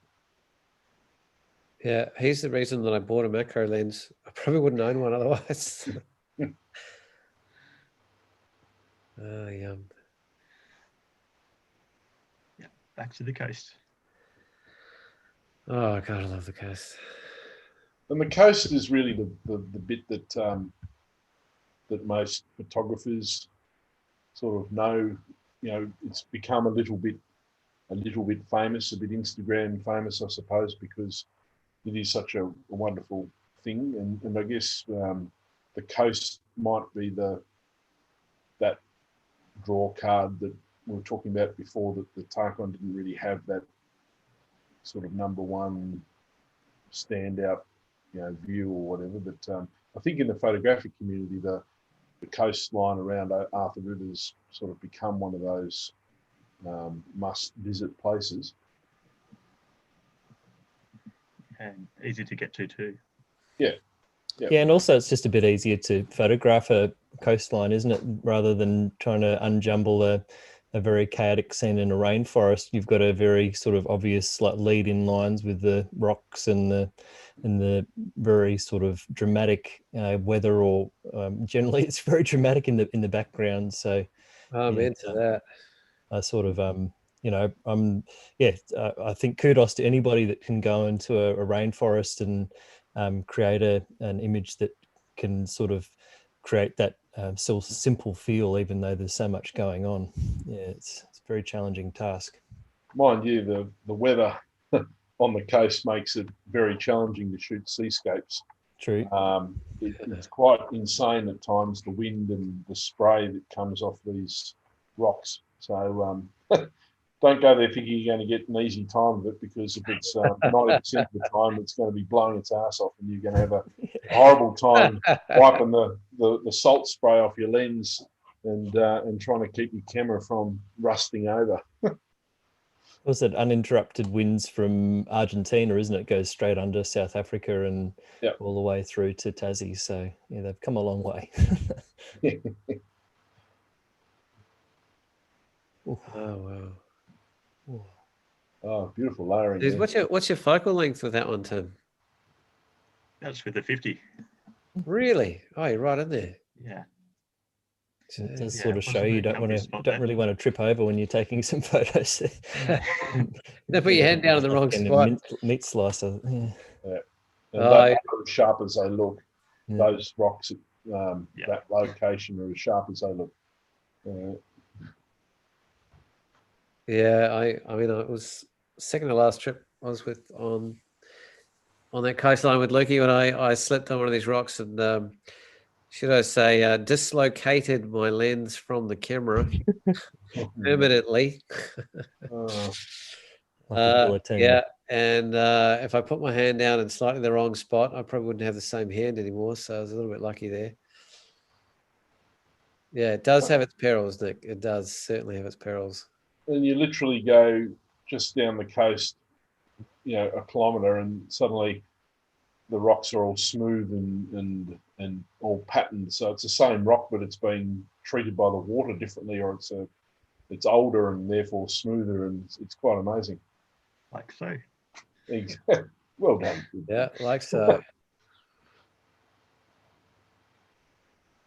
Beautiful, mate. It really is. That's not the Tarkine, but I was going to say, oh, the Tarkine I remember. Yeah, worth protecting. Definitely.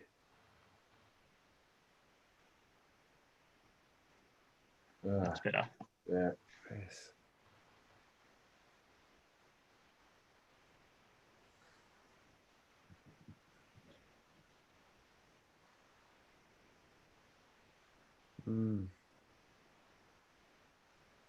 So, Nick, how would you explain that transition? Is it the type of soil and the rock underneath that creates this, moorland versus rainforest kind of transition, or is it fire? Or? No, it's not something I'm qualified to talk about, and I don't really know. There is a lot of talk about the mosaic burning patterns or mosaic burning that the Tasmanian Aboriginals did to create and keep these paddocked grasslands to make hunting for food easier. And I'm sure in the Tarkine that would be the case in some areas, but I really am not sure of the ecology otherwise as to what goes on there. I don't know if you know, Tim.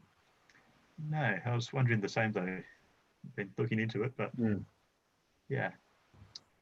So when you meet people like Grant Dixon and they know all this, And so it has quite a big influence on their understanding of where to get photographs and how to navigate certain areas, you know, that this soil content on the south facing side is going to be much more easier to walk through than the west facing or south facing, or they're going to find this species in this place, or you know, actually that kind of knowledge can actually help influence your ability and your capacity to engage with a wild place and even get certain places. It's yeah, it's worthwhile knowledge to pursue, I reckon.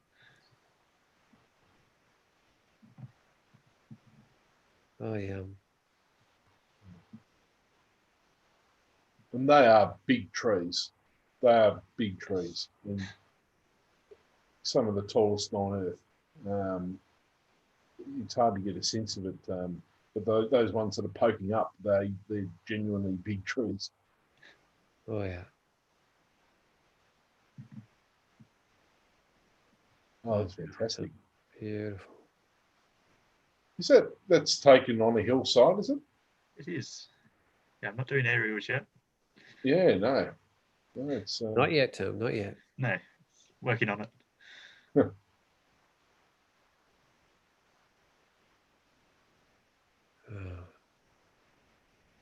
Yeah, just nice places. Did you camp up somewhere, or did you get up early? Yeah, camped up there.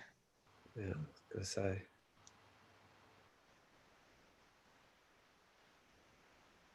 no. Oh, so subtle. Is that snow in the background, Tim? No, it's just cold morning. Frost. Yeah.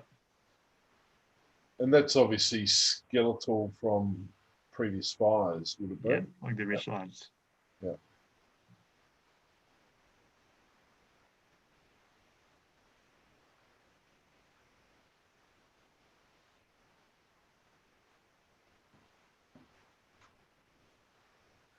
Yeah, again, what we're talking about there, Nick, that sharp transition between one and the other. Mm.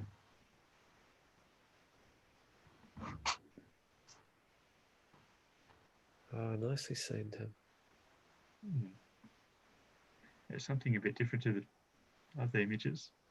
Mm.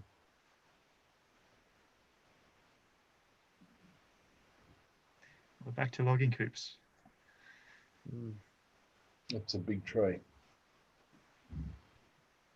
So, Tim, just letting you know, it's almost 9:15. So, I wanted to make sure that you got to tell the story you wanted to tell. I'm not sure how many images you got left, but I just thought I'd check in. Yeah. And we're not helping by slowing you down and asking a million questions. So. Yeah, so this is. At the same time, we didn't know how many you wanted to show, so I'm just putting it out there. I was trying to find enough. So this is in the Q Road coops. So they did start logging earlier last year. I haven't logged this patch of forest yet, but it's still on the list. And That's a biggie. yeah. So Tim, after we saw you, Tim, with the Luckland group, we actually went into Q Road. Yeah. And did some shooting in there. It's a special place. Just unbelievable stunning. rainforest. Yeah, I haven't been in there. I need to get in there. Oh, you do, Nick. It's phenomenal. Mm. It's yeah. I actually haven't asked the question as to where I need to go and how I need to get in there. I'm a bit wary of gates and lock gates and stuff. So from in my own personal circumstances. So Yeah, fair enough. Just have to watch that. Wow. Huh. Little raindrops there in the background. Yeah. Oh yeah, well seen. I didn't see them at first. Yeah. It's nice to see that little splash of red there. Mm. Oh, great fun. Like it. Back at the sumac coops.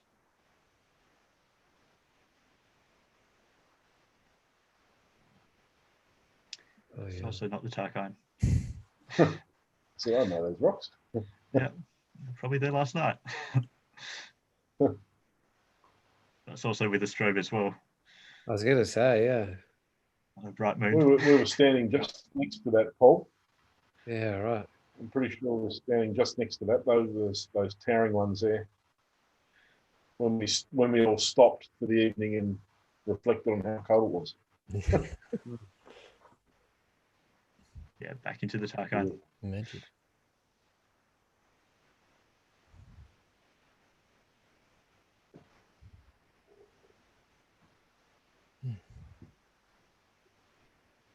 A little myrtle leaf in there.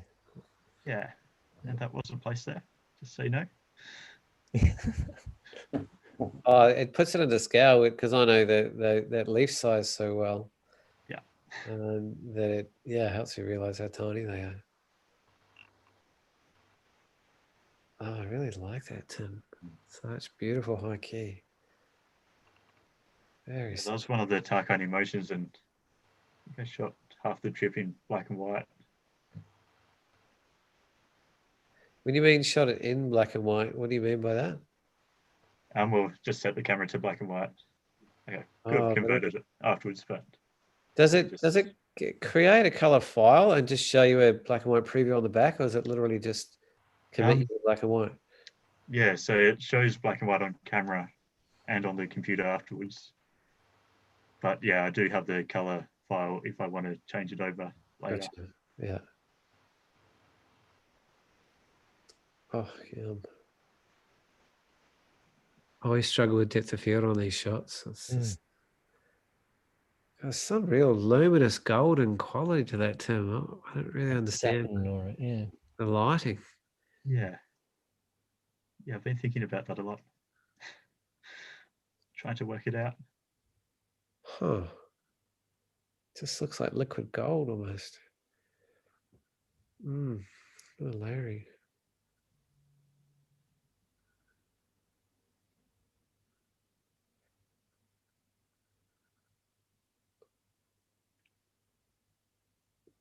Bit of a change in scale.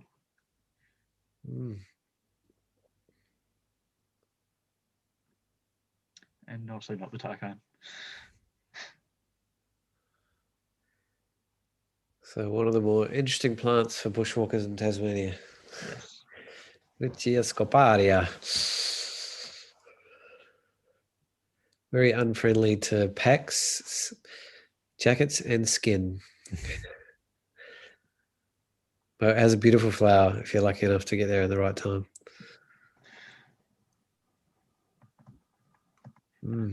That's it from the Tarkine landscape collection. Fantastic, mate. You're a real advocate for it, and we're going to see the activism side now. Yep, a few of them.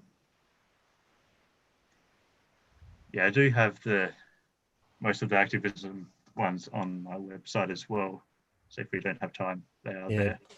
I checked out your website before, Tim. It's really well done as well. I really enjoyed your website, so well done on that. What is it? timcooper.com or something, is it, or what? Yeah, hopefully we get there soon. Yeah, I'll check later. I'll check it now. Let everyone know. Okay. Oh, wait a minute. I don't want to put my sound back on. Maybe I won't. I'll look it up on my phone. So yeah, after I got rid of that wide-angle lens, I decided to get an even wider one and just use it purely for the canopy. So how wide are we talking about, Tim? So it's a 9mm lens, so 13 equivalent. That's the Flora one. So Luke should know about that one. Oh yes. The video. Nice and compact too, that one. Yes. Excellent. tcooperphoto.com. That would be it. I'll put it in the chat. Also linked on the YouTube description as well. Oh, you've already done it? Yeah. So this was part of the big Canopy campout global events. This year's was focused on the Tarkine, so all funds raised actually went towards the Bob Brown Foundation. And we did do a live Zoom meeting from the top of this tree as well. Oh, really? Wow. That was from the Q Coopers, like, as you walk in.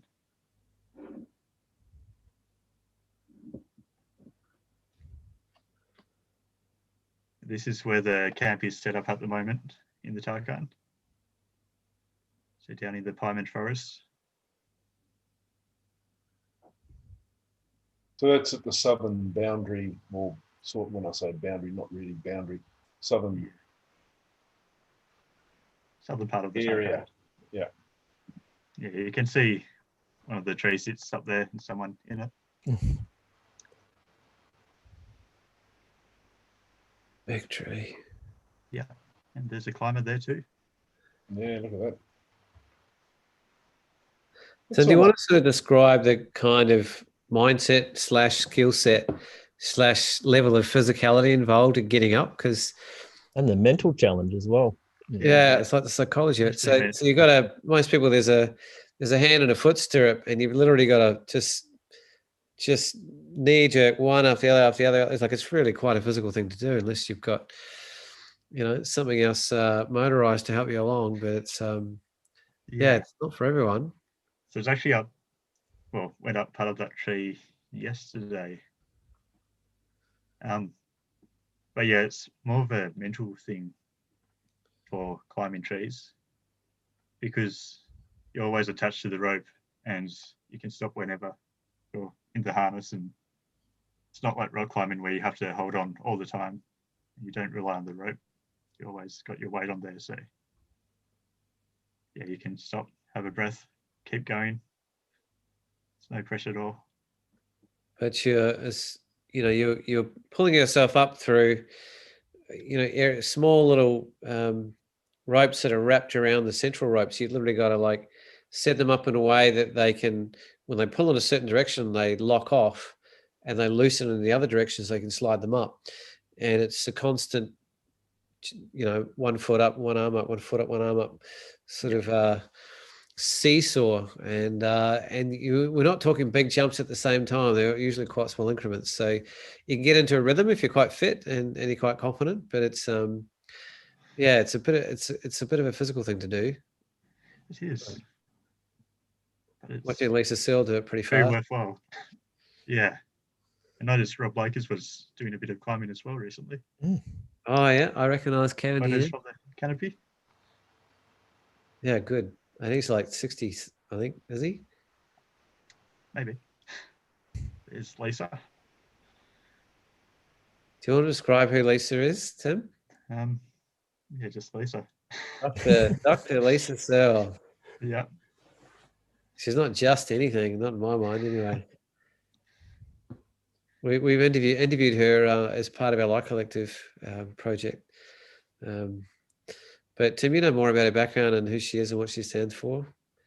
I don't think I know a lot at all, but yeah, just very committed to quite a few causes, and yeah. Yeah, globally. Yeah. A lot of time in the Congo. Yeah. But she's just qualified doctor, incredibly passionate woman. You know, she's pretty clear about what she stands for and what she's willing to do for it, and gives people a lot of courage and I guess modeling in terms of, you know, what it means to really stand for something in a very, very clear and strong sort of way. She's an amazing woman, very intelligent, capable woman. Yeah, big inspiration. Yeah.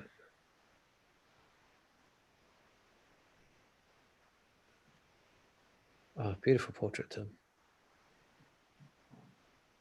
Oh. Is that under a bridge or something, Tim? Good way to.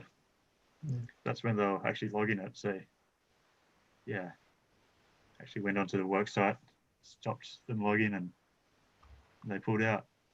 They haven't been back yet, but that's why the camp's there now. They're big machines. Nice. It's a bit more cheerful there. Yeah, that's a nice cheery one. But I always seem to get my feet in the shots as well, which is a bit of a pain, but yeah. Not a lot of room up there though, Tim. Yeah. No. Always hanging off the edge.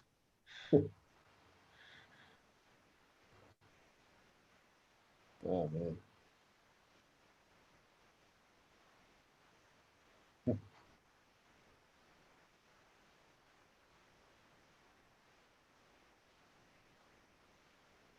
There's Mr. Jordan. Yes. That's in one of the Franklin coops.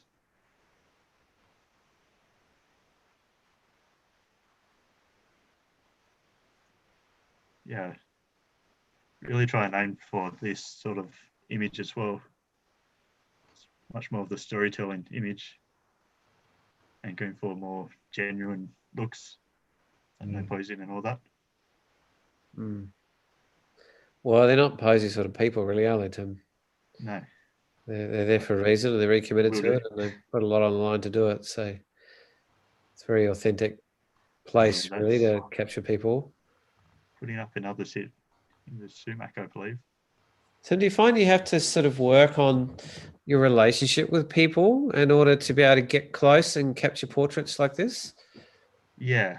Well, they're trying to help out at the same time as well. So, and especially with climbing, like you have to trust the equipment, but you have to trust everyone who puts like the lines up and everything. So you do come very close to everyone. Yep. Yeah, you would. You have to. Yeah. Yeah, well, there's a lot at stake, when you're in these environments, and if everybody's not on the same page or looking after each other, then bad things can happen. So, yeah, climbers tend to develop very, very, very strong bonds with each other because they're constantly putting themselves in situations that require a huge amount of trust. Yeah. This was actually one of my first nights in the Canopy. Yeah. How would you describe a night in the Canopy? I don't think I've done it yet. Yeah, it's more climbing up in the dark as well most of the time. But once you're in the sits, because you've got the walls around you, it's like being in a tent, and yeah, just as long as you don't drop anything. Swaying tent. Yeah, you feel very secure. So I went up to interview and photograph Miranda, who was up in a tree in the sticks for almost a year, and the thing that struck me is that it's like this, like it's physically moving, and swaying with the wind, at a huge height, and it's when you get back to land, land's sort of still swaying a little bit, and this was on a fairly gentle sort of day, so I was just like being up there during a stormy night. Oh my goodness! Yeah. Wow. Just go with it. Yeah, you can see another sit in that one. That's where the camp is at the moment. Oh yeah. Oh yeah. There it is. Oh, there you go. Yeah. That's almost like a Sue Ellen Cook little house hanging on the side of the tree there. A fairy tale thing. Yeah. It's hard to believe that's real looking at that, but of course it is. I just cannot believe. Just go back. Like, how many stars are in that sky? Oh my god. Yeah. Like that just looks like an unbelievable blanket. It's rare that I've seen an image where it just seems just that prolific with the volume and number of stars. Like, wow. Do you have a go-to lens for your night stuff, Tim? This was actually the lens I'm on at the moment. The Fuji 35 f2. Okay. It's not the fastest, not the widest. It's just nice. F2's not bad. Does the job. Yeah. And yeah, this is actually one of Karen's photos from the weekend. Both went up and spent the night up there. So yeah, you've got a photo of me. Nice. Some breakfast too. Not for the faint-hearted. Not just for the physicality, but it's the front line as well. You could get this way the policeman turning up at any stage as well. It's a level of commitment beyond just the psychology and physicality of getting up there. It's putting yourself on the front line in other ways as well. What a great portrait. Cameras are always ready. Just had a question from YouTube from Jim. What guarantee do you have that the loggers won't cut the tree down and say they didn't see anyone on the tree? Sounds a little, that sounds like a good question. Good on you, Jim. Yes, hope that doesn't happen. We'll hear about it if it does. That would be a very, very quick and easy investigation into a murder. Yeah. Don't worry about that. They won't get away with something like that. Oh, good.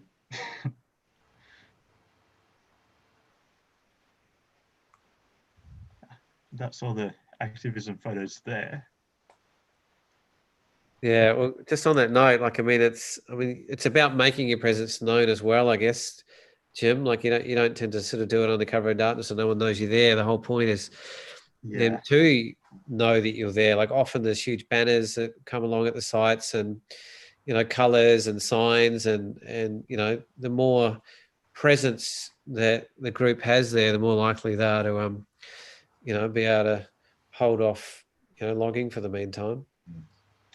Yeah, there are times to be a bit more hidden as well, like the photos coming up too. Well, just one more comment on that, Tim. I did hear like Miranda got out of a tree because a fire was started nearby, and there's always been a lot of conjecture about whether that was deliberate in terms of putting the pressure on her to get out of the tree. She'd been there for the better part of a year already, and was getting a lot of publicity around the world. And look, there just happens to be a fire on your way. How committed are you? Do you want to? And it was just, everyone's kind of always wondered, how deliberate that was, because after almost a year, everyone in the entire country knew where she was, and yet the fire was started with the winds in that direction, and it was a deliberate sort of fire. So it's not risk-free, Jim, put it that way. Yeah, I'm sure. And then there's the reaction of the locals.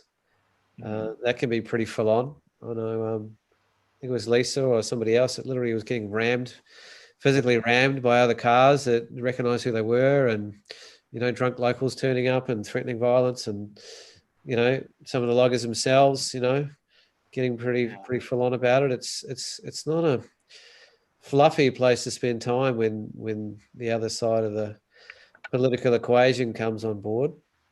Yeah, well, there's a real push for like the non-violent direct action as well on our side to de-escalate anything and keep everyone safe that way.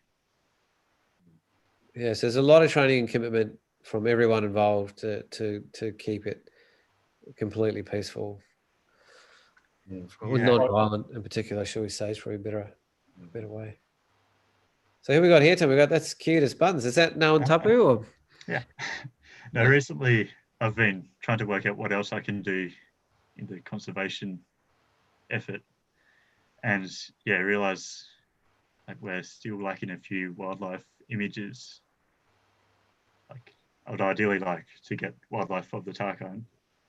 Tassie, you don't have big wildlife like interstate and overseas, mostly birds and things. But so I've tried to make a real push to develop my skills in the wildlife area to hopefully protect a few more places. Yeah. So like this one's at Narontapu, which I've been spending quite some time just practicing and refining techniques and things, and hopefully I can take it back soon. That's a national park in the northeast of Tas that is famous for its wonderful wildlife. But here we're back at the Tarkine.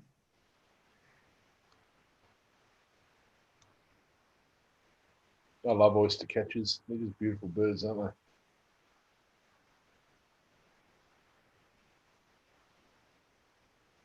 This is the other project I've been working on, documenting the swift parrots. Swift parrots. So do you want to describe their position and from a conservation point of view, Tim? A paper was released recently that there could be fewer than 300 individuals. So that's not breeding pairs, that's just individuals. And every year they come down for their breeding season, come down mainly to blue gums, but trees with hollows where they're flowering as well, so they've got the food and shelter. So we're just trying to keep their habitat intact at the moment because they happen to be around logging coops as well. So Bob Brown and Jenny Bob was arrested twice, wasn't he? Was it in a campaign to try and save some of the swift parrot habit? There's been a few arrests about it, but because I've been working weekdays, I haven't been able to go down to them. So I've been going down on weekends and setting up a little camouflage ledge just hidden in the top of the tree to try and get some close-up images. because yeah. Oh, that's a nice to be patient, in that's a eye patient level as game, well. Tim. Yeah. And shooting in the reindeer too. Yeah, so I think the trip was 20 hours in the tree Oh, so yeah, is that all? with a big lens. We want to run out of batteries. No. Yeah, Oh, those- lovely. Black cockatoos, Black cockies, yeah. another parrot. But yeah, being in the tree as well, I do prefer having the background of the images like included, a bit more of the environment, and yeah, can actually see the rain as well. Mm. Makes a difference. Yeah, no, it does. Nice. Looks like an Are oven they colour. eastern greys? Yeah, they are. But there's very few left in Tasmania, isn't there? I know foresters. Yeah, forester kangaroos at Narruntupu again. Because we couldn't even.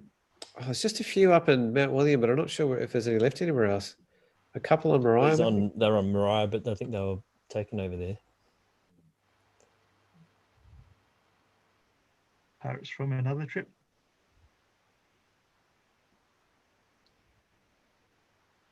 And back in the Hooded plover. Tarkine. So that's a pied oyster catcher. No, it's a hooded plover. Or hooded plover. Oh, sorry, it is too. The fastest legs in the known universe. Of them. Well, When they walk so fast, their legs just turn into a blur and you can't even see them. It's like they're floating. Yeah. So, It looks like that one skidded to a stop there. Yeah, There's got pulling out. some debris sort of. And they have this because they nest in the upper high tide lines, so they're very, very vulnerable to like dogs and things like that. Can just walk along and just People take them walk over. And along, what they yeah. do is they run away from their nest to try and get you to follow them and take you away from where their precious eggs and young are. So that also leaves their nest really vulnerable. So that's why when you see a lot of signs saying please don't walk on the high tide line, or don't walk on this area with a dog, that's one of the species they're trying to protect, and for that reason. And you will see those signs quite a bit around Tasmania. Yep.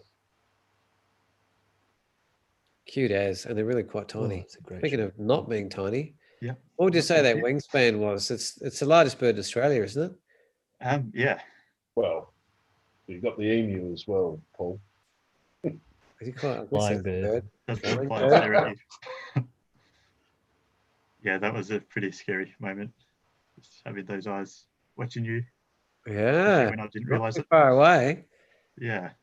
I was walking we- along the beach and heard all the gulls above me just calling out. So I looked up and saw this big thing staring right at me, Wow. doing that thing where they hover above fields and before they dive down and grab their prey. It's a slight digression, Nick, but in New Zealand they had the moa, which is about double the size of emus, if not triple, and they were hunted by eagles.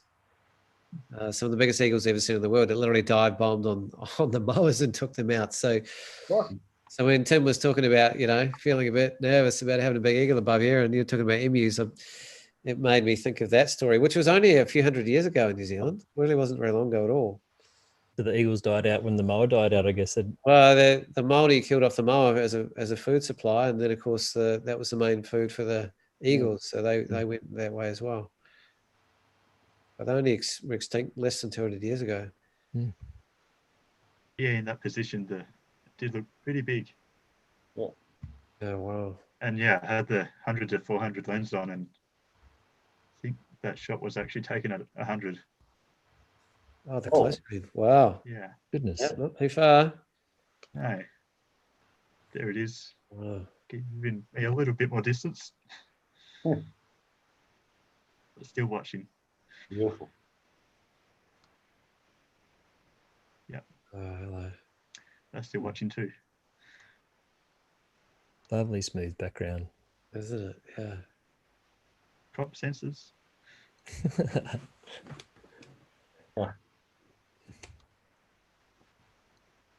Oh, cute. What's that one, Tim? A grey fin. Fantail, yeah. That was Fantastic. taken on the weekend at camp as well. Oh, lovely. I love the sweeping curves of the branches as well. Hmm. That's sort of Yeah, cute little fellas, aren't Is that a robin? they? Yeah, No. Welcome, Swallow. fairy martin. Pre-Martin, I Oh, think. welcome swallow. There you go. Yeah. No, welcome swallow, is it? I think so. No, you're probably Yeah, right. they've got the tree martin. I think they're a bit like darker orange, Yeah, they are. just clean coloured. Yeah, it's not a tree martin. I just spent 3 hours the other day photographing tree martins, and I realised that's not a tree martin. Yeah, we've actually got tree martins above the sits up at the camp at the moment. They're sitting in the hollows. So Yeah, right. To me, that's one of the most striking parts of being up there is you're in their world yeah, so much more so than you'd regularly ever get a chance to experience. That must have been taking a lot of effort to get a shot like that, because those guys don't move particularly slow. Did you have it sort of already sort of set, waiting for it to actually land on there? yeah. be able You do to- need a fast camera for that. Yeah. New Sony would be nice. But yeah, well, my camera actually does the 30 frames per second, but I brought it down to 20 for this, Yeah. and also had a pre-shot function, so it starts taking photos before you take the Yes. photo. Yeah. 30 frames a second. Oh my god. It's funny. Tim was there, I think, the day after I was there at the exact same spot, and I photographed the exact same birds on the exact same stick. Yeah, Ah. I think it's Great that day as minds. well. Great minds. Master and apprentice. Oh, there's Tim. Yeah. Beauty.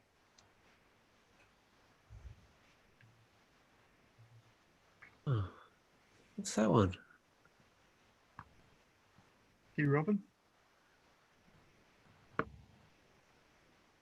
Yeah, I was thinking of Robin as well.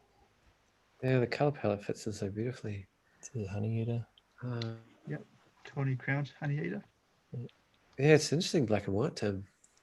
Yeah, well, that's actually taken around Kudu Rock, so that white patch behind the birds is actually a red roof of one of the shacks. Yep. Yeah, another example where distraction, color was just a bit of a distraction. Yeah.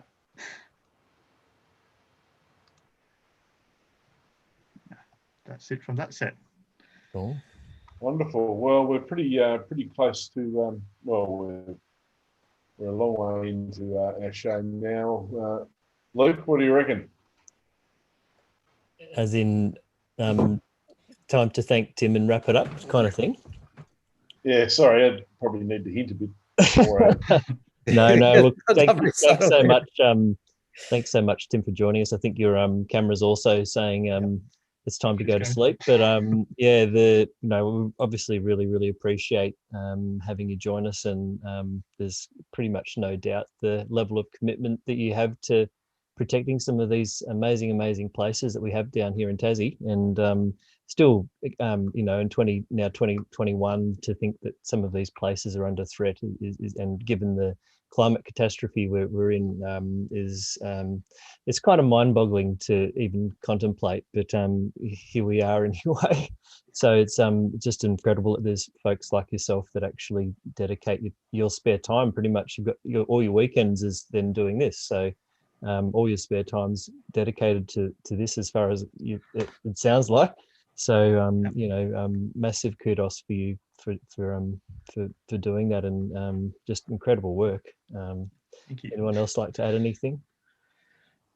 Just hats off, Tim. Like to get a bunch of old farts like us inspired takes a bit of doing. So it's the fact that you've done it says volumes right there, and it makes me feel really excited for the future and where kind of the passion that so Tim and Luke and I put into this world is heading. And I find that like I said, you at such a young age showing me how to see a place differently that I've been going to for decades already is a real gift.